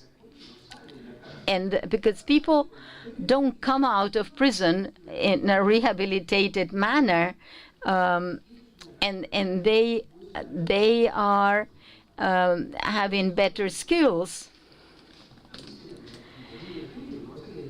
and people know that prisons are criminal universities. So why is it that we keep on sending people there? So we have to rethink about this. This has to do with the punitive logic, and the thing is that we all reason this terms of criminal inflation, and we always think about violators and murderers, and most of our inmates are there because of minor petty crime, many of them because of the traffic of substances. Well, until we change that chip, we will continue thinking in that way.